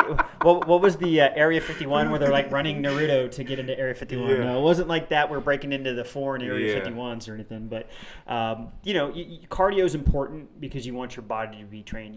In combat, you're actually not going to run at all. You're going to do sprints if anything. But if you've got your body built up for endurance, it makes it that much easier to be able to handle those sustained bursts for longer periods of time. And if stuff goes wrong and you've got to last it out a bit, then the cardio is probably better. Yeah, and the other part for me is I metabolize food, different. A lot of people have 1, 2, 3 meals, and I just eat a lot over the day. And so like I'd eat some, then I'd burn some energy, and then eat some, and then burn energy. This probably doesn't help either, but that's why. But apparently I really messed up my back and didn't realize it. And But do you know how? Just from what you say? Just compression impacts. Okay. It's one of those things that when you're in the military and you're injured, you don't really think much of it. Like, oh, the pain just comes with the territory. And the joke in the U.S. military is always, here's some ibuprofen and water. Take it. And you take it. And you're like, hey, you lost your arm? Great. Take 2 800-milligram ibuprofen and some water. You'll be okay, Yeah. And you're like, oh, all right. And is it also that alpha male type of thing that you don't really want to say how sore you are? Or it's a little bit frowned upon if you're a pussy boy complaining about... You can get some of that. I think there's definitely a little bit of it. There's the razzing and the hazing that you get. But I think the most of it is just that you are doing it to yourself. It's not even that someone else is saying, oh, you're being a pussy. Like, you're not hurt. Like, it's more you're like, I'm really not that fucking hurt. I can do this. I can just push through. Just move through. It'll be over soon. But you forget it. Like, for example, I went and I earned during a training something called the Edelweiss in Austria, right? And, it's an expert mountaineering training that we went to, and I earned a bunch of different rewards and proficiency badges with the military there. Really fun time. It was kind of like a vacation, even though it was really hard work. But 2 weeks before I go out there to do this, where we were literally rucking across the country or going up to the top of the mountains and doing all this stuff, I was on crutches and I was not supposed to be mobile at all. And then 2 weeks later, here I am with, 9,500 pounds worth of gear on my body, running up and down mountains like it's nothing, just popping Advil like it's candy, So a little bit of that's probably self-inflicted in hindsight. I'm like, well, damn, when I was hurting, I probably should have just taken, like the doctor would say, take 6 weeks. And you're like, all right, 6 days, I'm good. And I think when we think the pain goes away, sometimes the pain does go away. It doesn't mean your body's still healed. And unfortunately now, in my mid-30s, late 30s, I'm learning that things take even longer to heal. And so you just have to learn to adapt. But swimming's good. That's what's helped now. Yeah, but that's what retired me was my knees and my back. And, of course, there's also other things that they rate you for when you retire. They say, oh, you also have, like in my case, I had 9 concussions. How did you get because you spoke about that earlier, but how did your concussions come about? Sometimes close proximity to explosions, sometimes bumping your head. So the shockwave causes physical training, hand-to-hand combat training. So like hand-to-hand means like a punch came through and... So, like in the military and the Army in particular, we do a thing called combatives, and we had different levels of combatives. And as you progress through the levels of combatives, it goes away from just kind of slaps and rolls to having people coming at you with rubber pistols beating on you or shocking you with tasers and things like that, and you're trying to learn how to fight back. And of course, eventually, someone's going to bump somebody, and you're going to be like, "Oh, well, there's the smarts." But aren't you giving away a little bit of the type of work that you do if you say that you did close combat training? Because isn't that abnormal to receive in the military? No, not really. Is that quite common to receive? Yeah. Most Army are going to get hand-to-hand combat training. Yeah, you're going to go through that. You're going to go. I think one of the Army goals, at least when I was in, was that everybody was going to be level 2 certified in combatives, and the Marine Corps does a really good job with training hand-to-hand combat. So that's not that uncommon. And in fact, if you go back and you read about conflict, particularly in Iraq and Afghanistan, it wasn't as widespread as maybe in World War II it would have been with a lot of that, or even World War I with the trenches. But hand-to-hand combat has occurred many times, and if you read almost every Medal of Honor recipient in the U.S., there's some sort of hand-to-hand combat or some sort of hand element where it was like you just got to grab a shovel, grab a rock, whatever you need, and survive. So you do need to go through that. You need to train as you fight. The goal is that you don't have to use it, but if you train and you do those things on a consistent basis, it becomes muscle memory. And the idea is that you want to be a well-oiled machine where you don't have to think, okay, how do I block his punch? Instead, you just naturally block. So when we talked about how you're acutely aware in your paranoia is doing something similar for you. It's training you to subconsciously be aware of things that you identify as a risk and naturally have your precautions, whether it's facing a different way when you're in a restaurant, or turning the lights on or off, or locking the door, just simple little things like that. Are you comfortable sitting with your back towards the door there?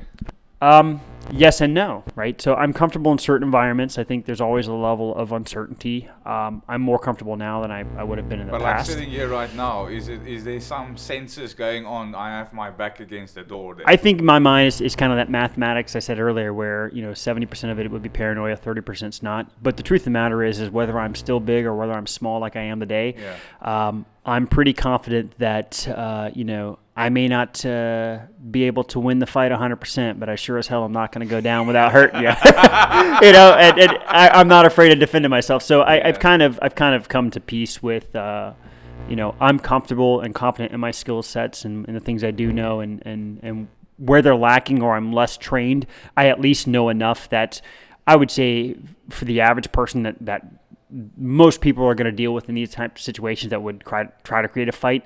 They're usually not educated. They don't understand basic things, and I'm going to be able to, absolve myself of the risk or the threat. And, maybe I have to break an arm to do it, but, they're going to stop. So I'm not as paranoid here. But if we're in an open environment where it's people that are less controlled, or it's more open populace, like when I go to New York on a regular basis, it can have its moments, and you get a little bit more paranoid, and it kind of triggers the PTSD, which of course is different from everyone else. But large crowds can sometimes make me a little bit more hyper paranoid, because at that point it's very hard for me to pinpoint and look at everything going around. There could be 20 people moving in and out of my vision at any second. So that's when it becomes a problem. I hear you, man. I can't go into... I can, but being around people, I don't like it. People say that, but I've had enough in my life. Listen, I worked in hospitality, and I was really professional, and I worked quite high up. I mean, people are assholes, to be honest. And it's like, if you do that for a long time, like I was in center of London, very posh type of stuff. I've spent enough time with people. I'm very comfortable in my own skin. But also, when I get around people, like, I'm quite jittery. Like, I don't know why, but...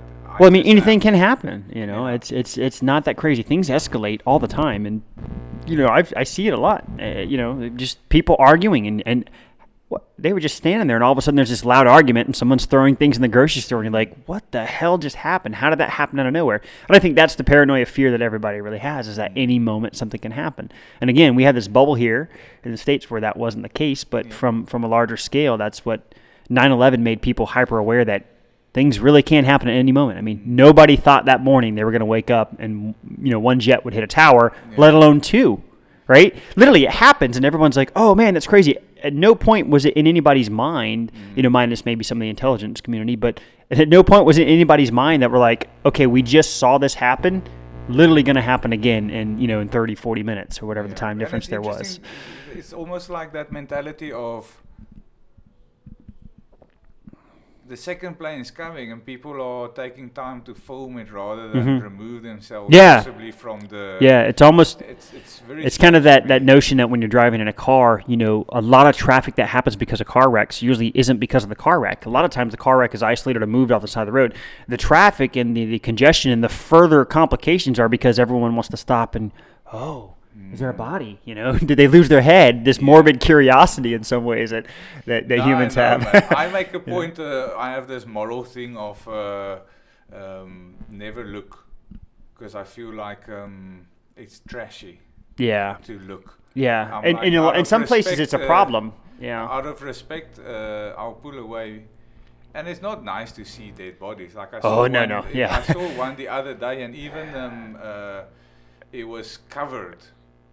It's still not nice. Someone died, and it's not why do you want to see that shit? It's it's why do you want to see someone's arm ripped off? Like, I think people think it's like on TV and it's a morbid curiosity, but that reality is really sick. I think for me, I got exposed to it pretty early on. Like when I was in high school, there was a car wreck that was down the street, and I was with a buddy. We were doing this thing called Fire Explorers, where we basically volunteer fire department. You help out, and they taught you some of the things about the trucks and basic firefighting and stuff. But we got there, and there was a car wreck, and it was right by the high school. And as we got out, like there's this guy's head just sitting in the middle of the road. The rest of the convertible's crumpled up over there, and at that point, there's no he's going to be okay. You're just in a split second. All of a sudden, I just saw that this guy is never going to talk, and it's not only it's that, weird. It's hard, and it's not only that. Like I saw the body, and I saw a few people away, which was probably family, and so I don't That's only hard. see the dead body. I'm like, I really feel for those people, because I've had a brother that died, and I was the one that had to check the pulse. It's not a nice situation, and it's respectful. It's like I know the trauma that the mom and the dad has to be going Yep. through, and it's like this fucking tsunami going into a bunch of people's lives. Yeah. So when I see a dead body, that's what I'm feeling, is the trauma that the family's gonna have. So I'm like, if I don't see it opens a wound that you already had, right? You see it, and it's in your mind. It's being respectful, and it's courtesy. I mean, sometimes the best thing you can do is give people space, and some people get over aggressive too when people deal with like loved ones passing and things, and that always frustrates me too. And I say, look, let them know you're there for them, but you're not going to force them to all of a sudden feel better. You've got to let them grieve. You've got to let them have their time. And the last thing they want to deal with is somebody coming up and going, "Hey, how's it going? I'm Tom with Live 5 News. Your son just got his head cut off. What are your thoughts on that?" Do that shit. I fucking directly or indirectly. That's kind of the attitude. That's the way it feels like to me. If you're stopping, no, definitely, it's just super disrespectful, man. It's like. But let's not go down that route. No. But I think it's our experiences, you and I having had the experience of being around that. That's what changed that perspective. And most people haven't, and that's why they haven't been so smart. For example, this is part of my weird PTSD. Let me see how close I can get to my red zone before we pull back. But, my brother dying wasn't so... I don't know how to phrase this, and we will need a whole podcast for this. Yeah. He died of cancer. Basically all over cancer, and so we were expecting it, but obviously that's a difficult process. But then what got me was that the eyes don't stay closed. That was the one thing that bothered me from my brother's death. It's creepy. It's that the eyes It's just don't a dead close. stare too. There's no movement of the iris. And it's just, literally once he dies, it's not my brother. It's a very strange thing when someone dies. It's like 5 seconds later, it's not him. And my mom kept on telling me, close his eyes. I'm like, bitch, it's not fucking closing. Like nothing you need. And that's why they often use like the tape and the glue and things. And I'm like, that was the weird thing for me. Plus, taking pulse, it's so normal. Yeah. But it's also so weird. Right. And it's like, am I really taking it correctly? Sure. But I'm like, that's the type of stuff. Because you start second guessing everything. Like, obviously, there's something else I'm doing wrong. Your mind's going a million places because you have a hard time understanding how something can be and not, even though it's still there. Right, so you literally can see somebody, but what makes that person was never that physical vessel. It was what was in here, and that's the part that you never can communicate with again. So then you have to connect, and I'm really sorry to hear you had to go through that. No, It's very tough, and I think everyone has to go through it in life. And I think sometimes people are afraid to talk about stuff too, and that makes it hard. That's why the old days they used to put the pennies and the quarters or the coins across the eyes is because of that, and it makes sense. I think, not to be morbid again, in the same vein is that, when you see somebody who has suffered from some sort of extreme physical body trauma and you see them, they're cognizant, they're awake, and you're just looking at them and they're talking, they're there, but you can tell they've lost a lot of blood and they're starting to kind of fade in and out. I mean, they're like, I'm not going to wrap that in the Band-Aid. I mean, if half your body's gone, there's not a lot I'm going to be able to do with limited resources. And I think that's hard too, is when you see somebody that you want to help or somebody you want to render medical aid to and you can't, it's very difficult. I think, having had family members and friends that have had medical problems as well, sometimes it's a little bit better for us if we at least know ahead of time that there's some sort of, because you can start the grieving process a little bit early and it doesn't hit you as hard.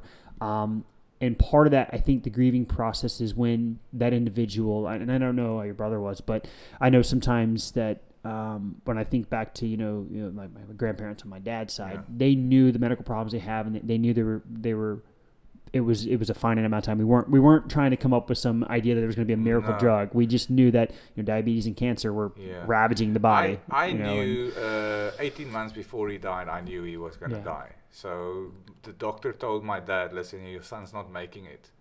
But my dad was the only one that knew. Yeah. And then my dad couldn't share that burden. He wanted to share it with someone. So he told me, he's like, listen, your brother's not going to make it. And I think we were the only ones that knew for a very long time. And then a year later, my brother phoned me. He's like, doctor said maximum 6 months. So he knew.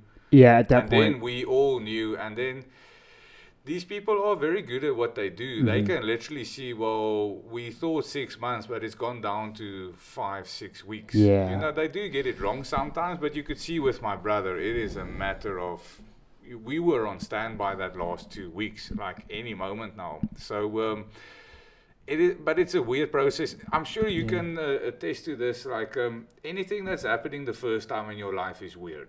Yeah. So I'm sure with the military, a lot of stuff happened the first time. It's just strange. Yeah. It's not necessarily difficult. It's just like this is the first time. Yeah.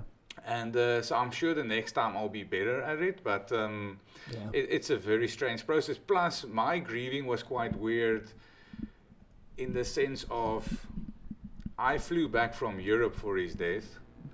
And the whole family was traumatized. And I had this natural Captain America instinct, let me look after everyone. So I didn't have time to grieve. It was just like, let me make sure. You were taking their burden on. Yeah. I'm like, let's just make sure this, like, do they have food, do this. So I just went into that. And I think, thank God, because I needed to get distance before I can actually go there. And it took me a long time. It took me a couple of years before I really could okay, now I'm ready to my brother's not here. Like, listen, he was a bit of a drug addict. We didn't have the best relationship. It's a deeper thing. Yeah, well, but that's life. Life is never just a simple story. There's always a lot of these complicated levels. You can love somebody and not love their behavior, right? You can love who they were, you can remember the good and not be very proud of the bad. You can understand how people get put into a circumstance and not have sympathy for their circumstance because they put themselves in it, but you can empathize that they're still having to go through some sort of problem, right? It's really weird how that works. A lot of people don't think about that stuff, and that it's not just good and bad. There's gray areas and it's hard, especially when it's a loved one, close or not. And it's even harder when you're that person trying to carry that burden for them, so that's not easy.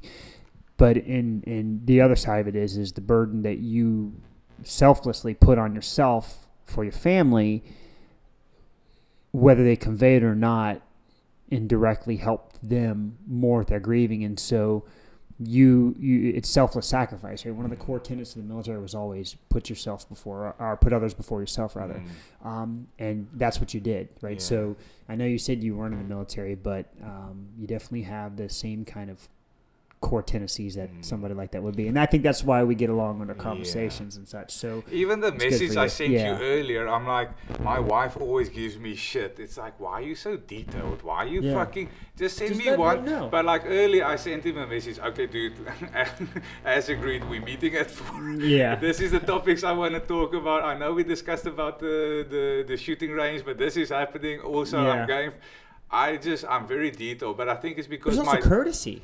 it's courtesy, but it's Yeah. there is a aspect of, I realized 2 years ago when I said it the first time, because I'm like, I get in trouble. I don't get in trouble at work, but people don't like me sometimes because I'm so thorough. Blunt and thorough. Yeah. And I'm like, they're like, why are you like this? Yeah. I'm like, well, I think I was raised in a military family Yeah. where you just had to do shit fucking right or you don't do it. And then it made sense. I was raised in a bit of a military family. Yeah. You either do the shit right or you don't, fuck off. And I actually, it's funny. This always considered a military characteristic, but that's a survival characteristic. Like we can sit here and moan and groan. Oh, we don't have crops today. We're not going to be able to eat. Oh, we don't have any crops. Like, well, someone needs to get their ass out there and figure out what we can grow so we can eat. Otherwise, we're all going to starve, right? Yeah. And that's you. You're like, well, shit, we don't have crops. I better go see if I can fish.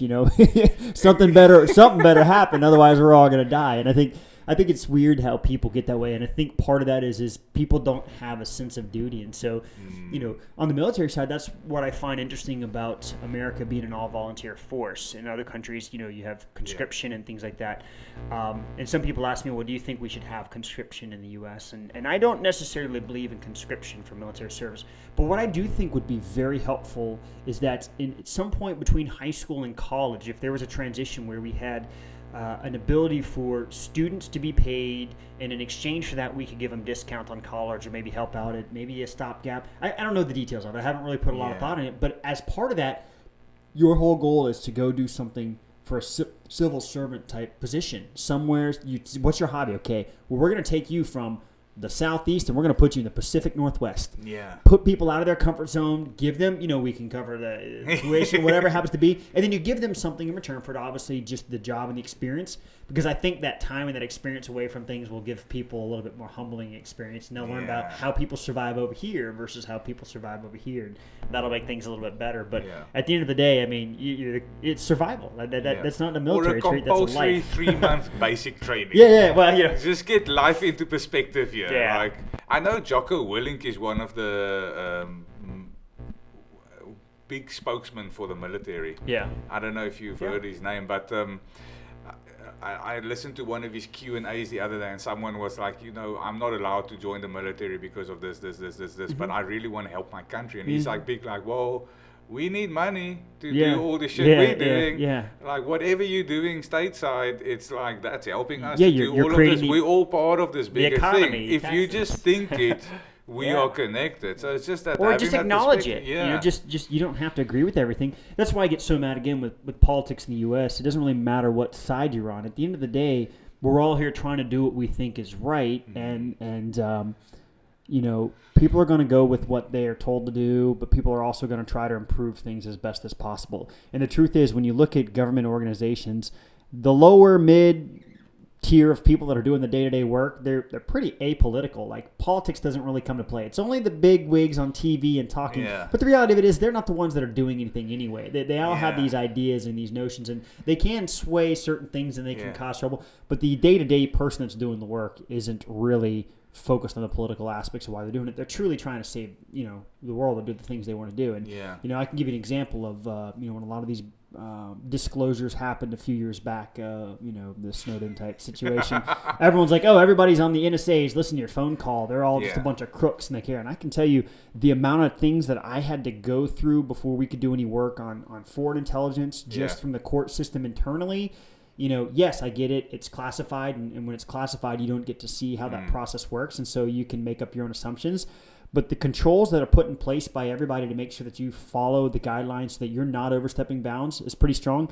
And some of the strongest privacy advocates that I know in my life now that have gone on into the private sector worked with me at the agency and did the exact opposite. Yeah. There were things where if we saw weird behaviors by, people in elected positions, we would call that out and say, hey, this is looking a little suspicious because this person keeps telling us one story, but we find out they have a relationship over here, so something else might be driving it. And so there's a lot of stuff that are going on, and people can point out what fails and what breaks, but the majority of them don't want to be a part of the process to improve it. They don't want to join the inside to fix it. So it's like, I just want to have the light switch. Right. So again, they're like, oh, we can't eat. We got no crops. Okay, well, are you going to go out? Did you water the crops? Did you plow the field? Did you plant the seed? Well, no, I bought a box over here at the grocery store. I thought it would just grow, And so again, it goes back to people getting involved and realizing that, at such a rudimentary level, we don't have to have such crazy viewpoints. Just getting things done and doing things.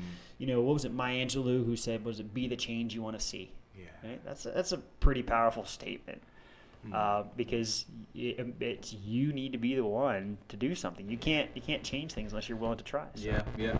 Let me just see. I think we've got about 10 to 15 minutes left. A couple of questions that I've been thinking of. The one that just came up. If you had the black, grey and white box, in which one do you put Edward Snowden? I'm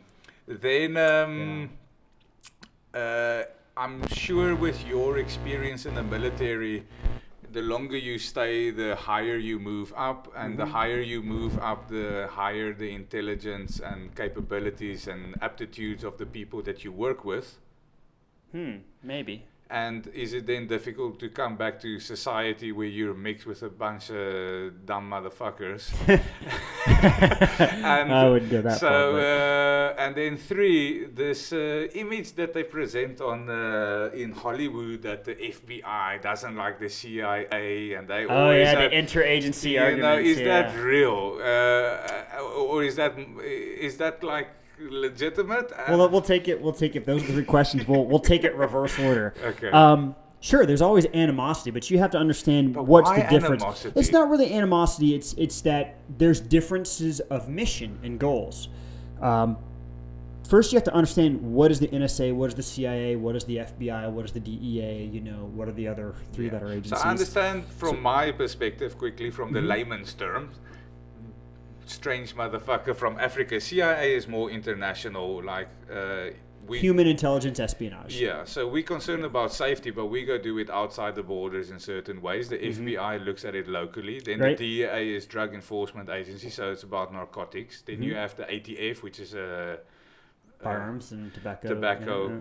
So, and then the NSA is just national security, and they somehow form like an overseeing thing, and it's like, I don't know. So I can understand that everyone's got their little thing. Well, in life, everybody has their own goals, right? And so if my goal is I like to put humans in the field because my guys are the CIA guys and I want to go over here and I want to do it this way, that's how it's got to be done. And then if I'm the NSA and I'm like, well, I can just get this guy to plug in a thumb drive and it'll accomplish the same goal. There's actually there's a cartoon series, the XKCD. He makes these little stick figure cartoons, and one of the things they joked around is, what is the difference between the NSA and the CIA when it comes to getting a password? And for the guy in the NSA, it says, this guy's password, and it shows a bunch of guys thinking, and they're like, oh, he's got 4096 encryption, we have to break it, the math is this, and then the CIA guy's over here, he's like, here's a $10 wrench, just hit him with it until I give the answer. So there's definitely different ways that people want to go about getting the same problem. So you've I wouldn't say it's animosity, but you have definitely interagency kind of things. But when each one of them use their powers the way they're supposed to, you get really good effects. And so, like, for example, people don't know the FBI proactively investigates things outside of the U.S. as well. So when there's attacks on U.S. military, U.S. embassies and things like that, the FBI will send out field agents, and some of the best in the world, that will do those investigations. And so I think part of it is people not knowing where the boundaries are, and then part of it is my team versus your team, right? I mean, even in the Army, when you break it down to small little teams, you get people that go back and forth and they kind of poke each other. But at the end of the day, when it all hits the fan, they're all there to help each other. So that's this truthful to a degree. It's not as crazy as it sounds. If they really need to, they need to support each other. But their job is to keep each other in check too. Question. Checks and balances on everyone. It just seems to me like it's almost like a transformer where you have all of them being independent, but then if they Yeah, come well, together, then it's the ultimate one. The but constructor con or whatever, Yeah. whatever it was, but had the little trucks. So, and then when everyone works well, but it's like you say, everyone's got a different MO, like the way they go about it. Yeah. So although you're working towards the same goal, maybe the way you're going about it is like, we don't Different do it tools, this way. techniques, So, like, techniques, come and on, guys, procedure. and, Yep. TTPs are different. And I've worked with them all, and they all have great missions, and they all have their own risks and dangers. You don't like one agency more than the other? Or do you have a soft spot for any? I mean, I'm always going to have a soft spot, for the NSA and a lot of the things that I did there because, maybe in 75 years if they declassify it, you'll get to hear about it. So sometimes the craziest things that you can do is the one that had the biggest impact with the least kinetic risk. And those are the cool things, right? When people say, well, what has the NSA done to save the world, or what has anyone done? The fact that you don't know that and you get to question it, that's actually cool to me. Yeah. The fact that we can't tell you, that's still kind of cool because that means that you were so naive or ignorant to what has happened or transpired because we did our job so well that you have that ignorance as bliss. And so in some ways, I kind of am part of the reason why there is a bubble, why we have that false sense of security. Yeah. But that's not always bad. And so that's something I always carry with me. So I really do cherish my time working with them. But as a whole, the Army experience and the camaraderie that brought me into that discipline was a unique perspective that I got to carry with me while I was working at those places. So, they're all near and dear to my heart. Yeah. And Do you miss it? You do. You miss it sometimes. And the but lack of adrenaline and stress? Or do you no, I create think enough you can adrenaline and create. stress? Yeah, I think you can create that anywhere you want. If you have enough. You could eventually create that yourself. I think what you actually do is you take what your experience was, the good and the bad, and you learn how to, okay, well, what are the things I can do in the civilian or the private sector that maybe I can take those experiences from that classified environment where maybe I can't share the knowledge or the tools or the techniques specifically, but I can create new tools and techniques and procedures that are derivative of it that will help improve things locally and make things better. And more importantly, I have an inside perspective and I have an outside perspective. I can be more of a voice of reason when I have conversations with friends that don't have that same perspective, or they're on one side of the fence or the other. Maybe I'm that neutral party, and so I think that's good there. Second question about the one thing that I find interesting about America, this is now a civilized country, so your power plugs are half the voltage of our power plugs. So none of my equipment is on full charge. Yeah, it's all getting half charged time. because it's used to it. Plus, it's quite difficult to find the adapters. So that sound that you heard right there is the video camera finishing. Yeah. So from the next 5 minutes, we're audio only. But just put a picture of a bald eagle, an American flag, and then we'll be good. I'll be happy. Do you work with seriously intelligent and capable people that you're like super impressed with, and then you come back to society and like, fuck, these people are on a bit of a low level, and this is slightly frustrating? Yes and no. I think you have it on both sides. I think I work with intelligent people all around, and intelligence to me isn't just the culmination of where you went to school. One of my best hires that I ever made was an auto mechanic who pointed out a book that was in the back of my truck and said, "Oh, I'm interested in looking at this hacking stuff." And I go, "Really? Like, what do you want to do? Do you want to run your own shop one day, or do you want to, learn more about stuff?" And he's like, "Yeah, well, I got some trouble when I was a kid, and I can't do this, but I really like this." And ironically, he was one of the smartest people that I ended up hiring at some point. He sat in between someone with a PhD from Stanford and someone with a master's from MIT. And here's a guy who had no college degree whatsoever and 2 years earlier was an auto mechanic, and he's telling them what to do. So intelligence is different. I don't look at it as book smart. I look at it as a culmination of a lot of different things. And so if you want to talk about like national security intelligence, understanding things like hyper-focused things like linguistics or cryptography or, operating systems and computers or whatever it happens to be that is that topic, I talked with really smart people in the government, and I've talked a lot in the private sector. The differentiator for me is just knowing what people know and don't know. I know that there's decisions people are making in the private sector, and they're like, "Oh, well, this is all hypothetical. That could never happen." And in my mind, I'm like, "Oh, shit, we were doing that 20 years ago," So that's the tough part. in the civilian world. But the other side of it is sometimes that ignorance is bliss too, because you can see people who are really excited about things and you don't have the heart to tell them, oh, that's not going to work out, and you want them to go through it. So I think I still deal with a lot of smart people in both sides. It's like letting my wife choose that option on the menu that I know she's not going to enjoy and complain about later. Yeah, let me get the sushi that has all the things I don't like, all right. Because if I say something, I'm the big arsehole. Yeah. But then when she eats it, you kind of get that little giggle inside. So quickly on Edwin Snow, what is that gentleman that's now a lady? That's also the famous whistleblower? Bradley Manning, who's Chelsea Manning. So let's say that lady, I think is the Chelsea? official. Yeah, Chelsea. So Chelsea, white, black, or grey box? In context of the actions transpired and what was done, you have to take the context of the action of whistleblowing away from the actions that transpired. So if you look at the specific actions of releasing that information and the way it was handled and stealing classified information, black, because everything there was done in a retaliatory manner. Everything that was done there was done out of frustration, anger, malice, and that's a whole 15-hour podcast. We can go into these different things, at least with my perspective and knowing those things. I don't doubt that sometimes people have some good intentions in it, but unfortunately it's very easy when you're going against a government agency that is classified and is not going to confirm or deny or go over certain things to frame a picture a certain way with intelligence. And of course that rolls into Edward Snowden too. So I would say black in a context that, directly and indirectly it puts operations, financials, and most importantly people at risk. Operatives. Yes. So Chelsea, the action she took, black. And the overall, just she'll go into a black box. Yeah. Nothing good happened. Whistleblowing does have a place, and I think there is a time and a place in how you do it, but I don't think it was.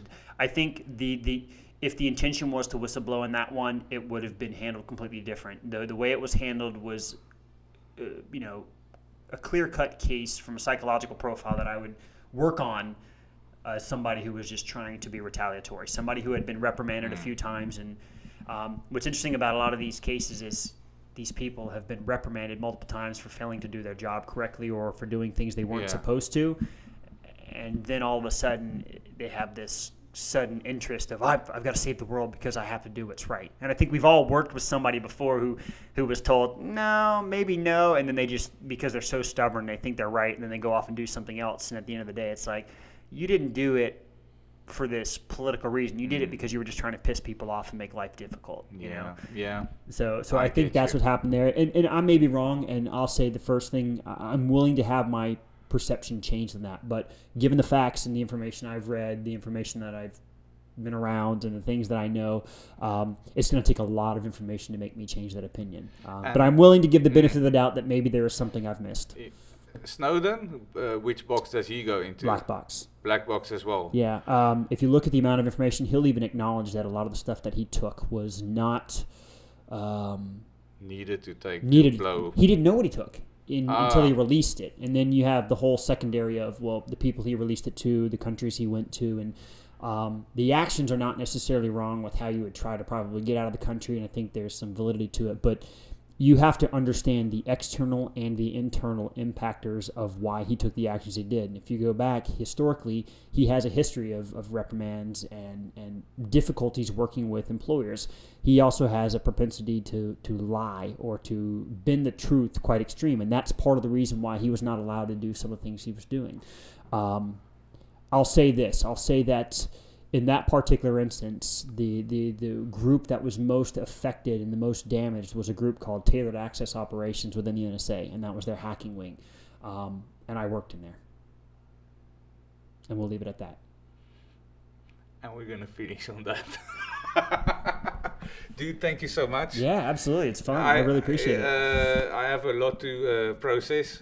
And it's a pity that I'm leaving. I feel like I can do a whole mini-series of for the next 2 weeks. We can come in here and every night discuss a topic, because I have a lot of questions. Anyone still listening?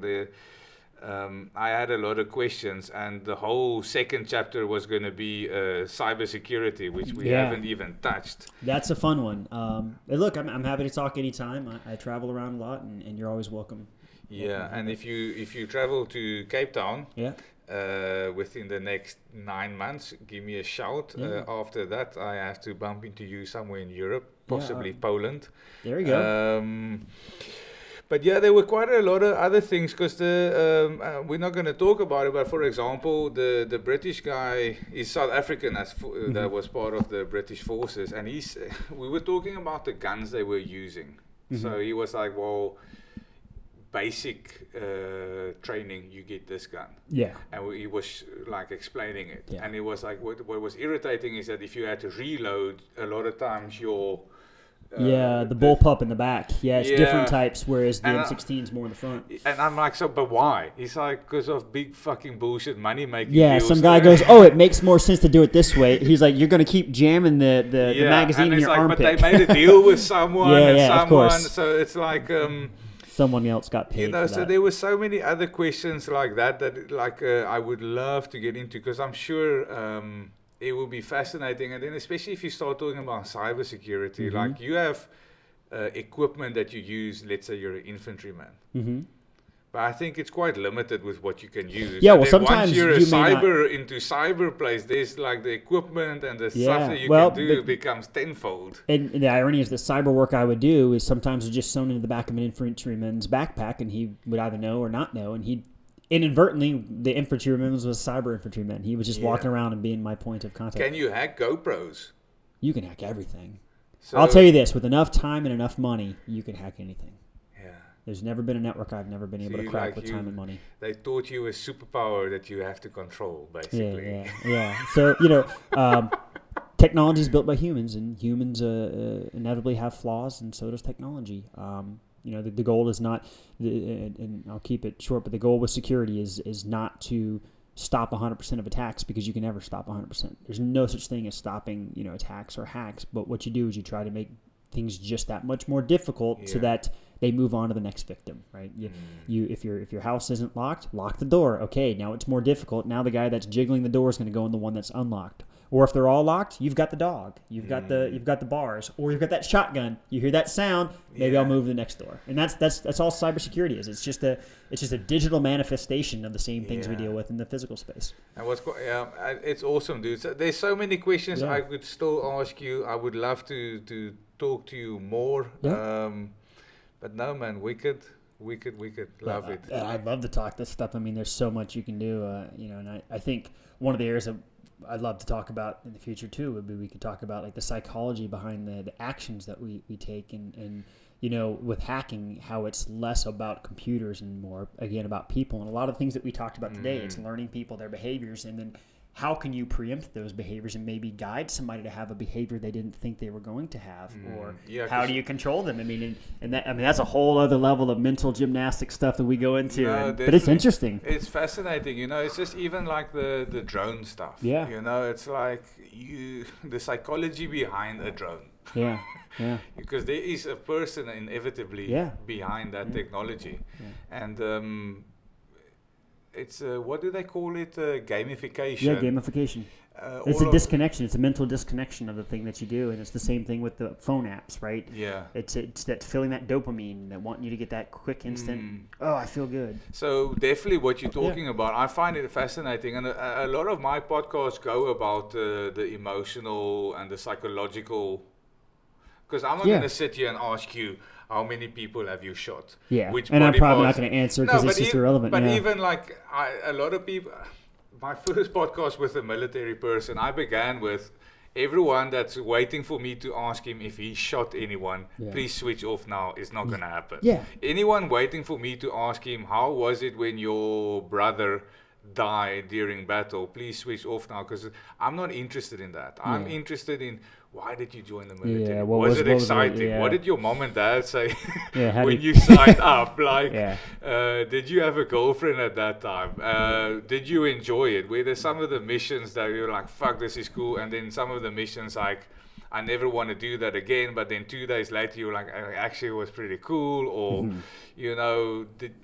did you ever sit in a situation and you're like, the fucking bureaucracy, Yeah. the politics? Oh yeah. Well, look at the shit that's that a whole we're other. sitting. Look, we've got about 40 podcasts. I think we just I'm put like, together. look at the shit I'm sitting with here because some dickhead somewhere made a decision based on. So that's the stuff that I'm interested. And then I'm like, if that happens, are you still patriotic in that moment, or where do you draw the line between my patriotism and also my fellow man are making decisions to further themselves that's actually putting me humanity in danger versus where I can die. That's what I'm interested in. Yeah, is it about the team I'm on, or is it about just the team? Because the real team that matters is we're on team survival. And team survival has different allegiances at different times. And the weird thing is, I really got to finish because I got to be somewhere. But the thing for me with patriotism is I think it's becoming more and more difficult because we live in a globalized society. Well, it's misinterpreted too. How can you be like, we are better than them if you have friends on both sides? Yeah, and you some really of the can't. People on that side are better humans than the people on this side. So the war becomes quite and what do you classify as war? Right. Well, and to the point, and if you look at my experiences and the other military's experiences, you look as a victor from your home country, but one man's freedom fighter is another man's terrorist. Right?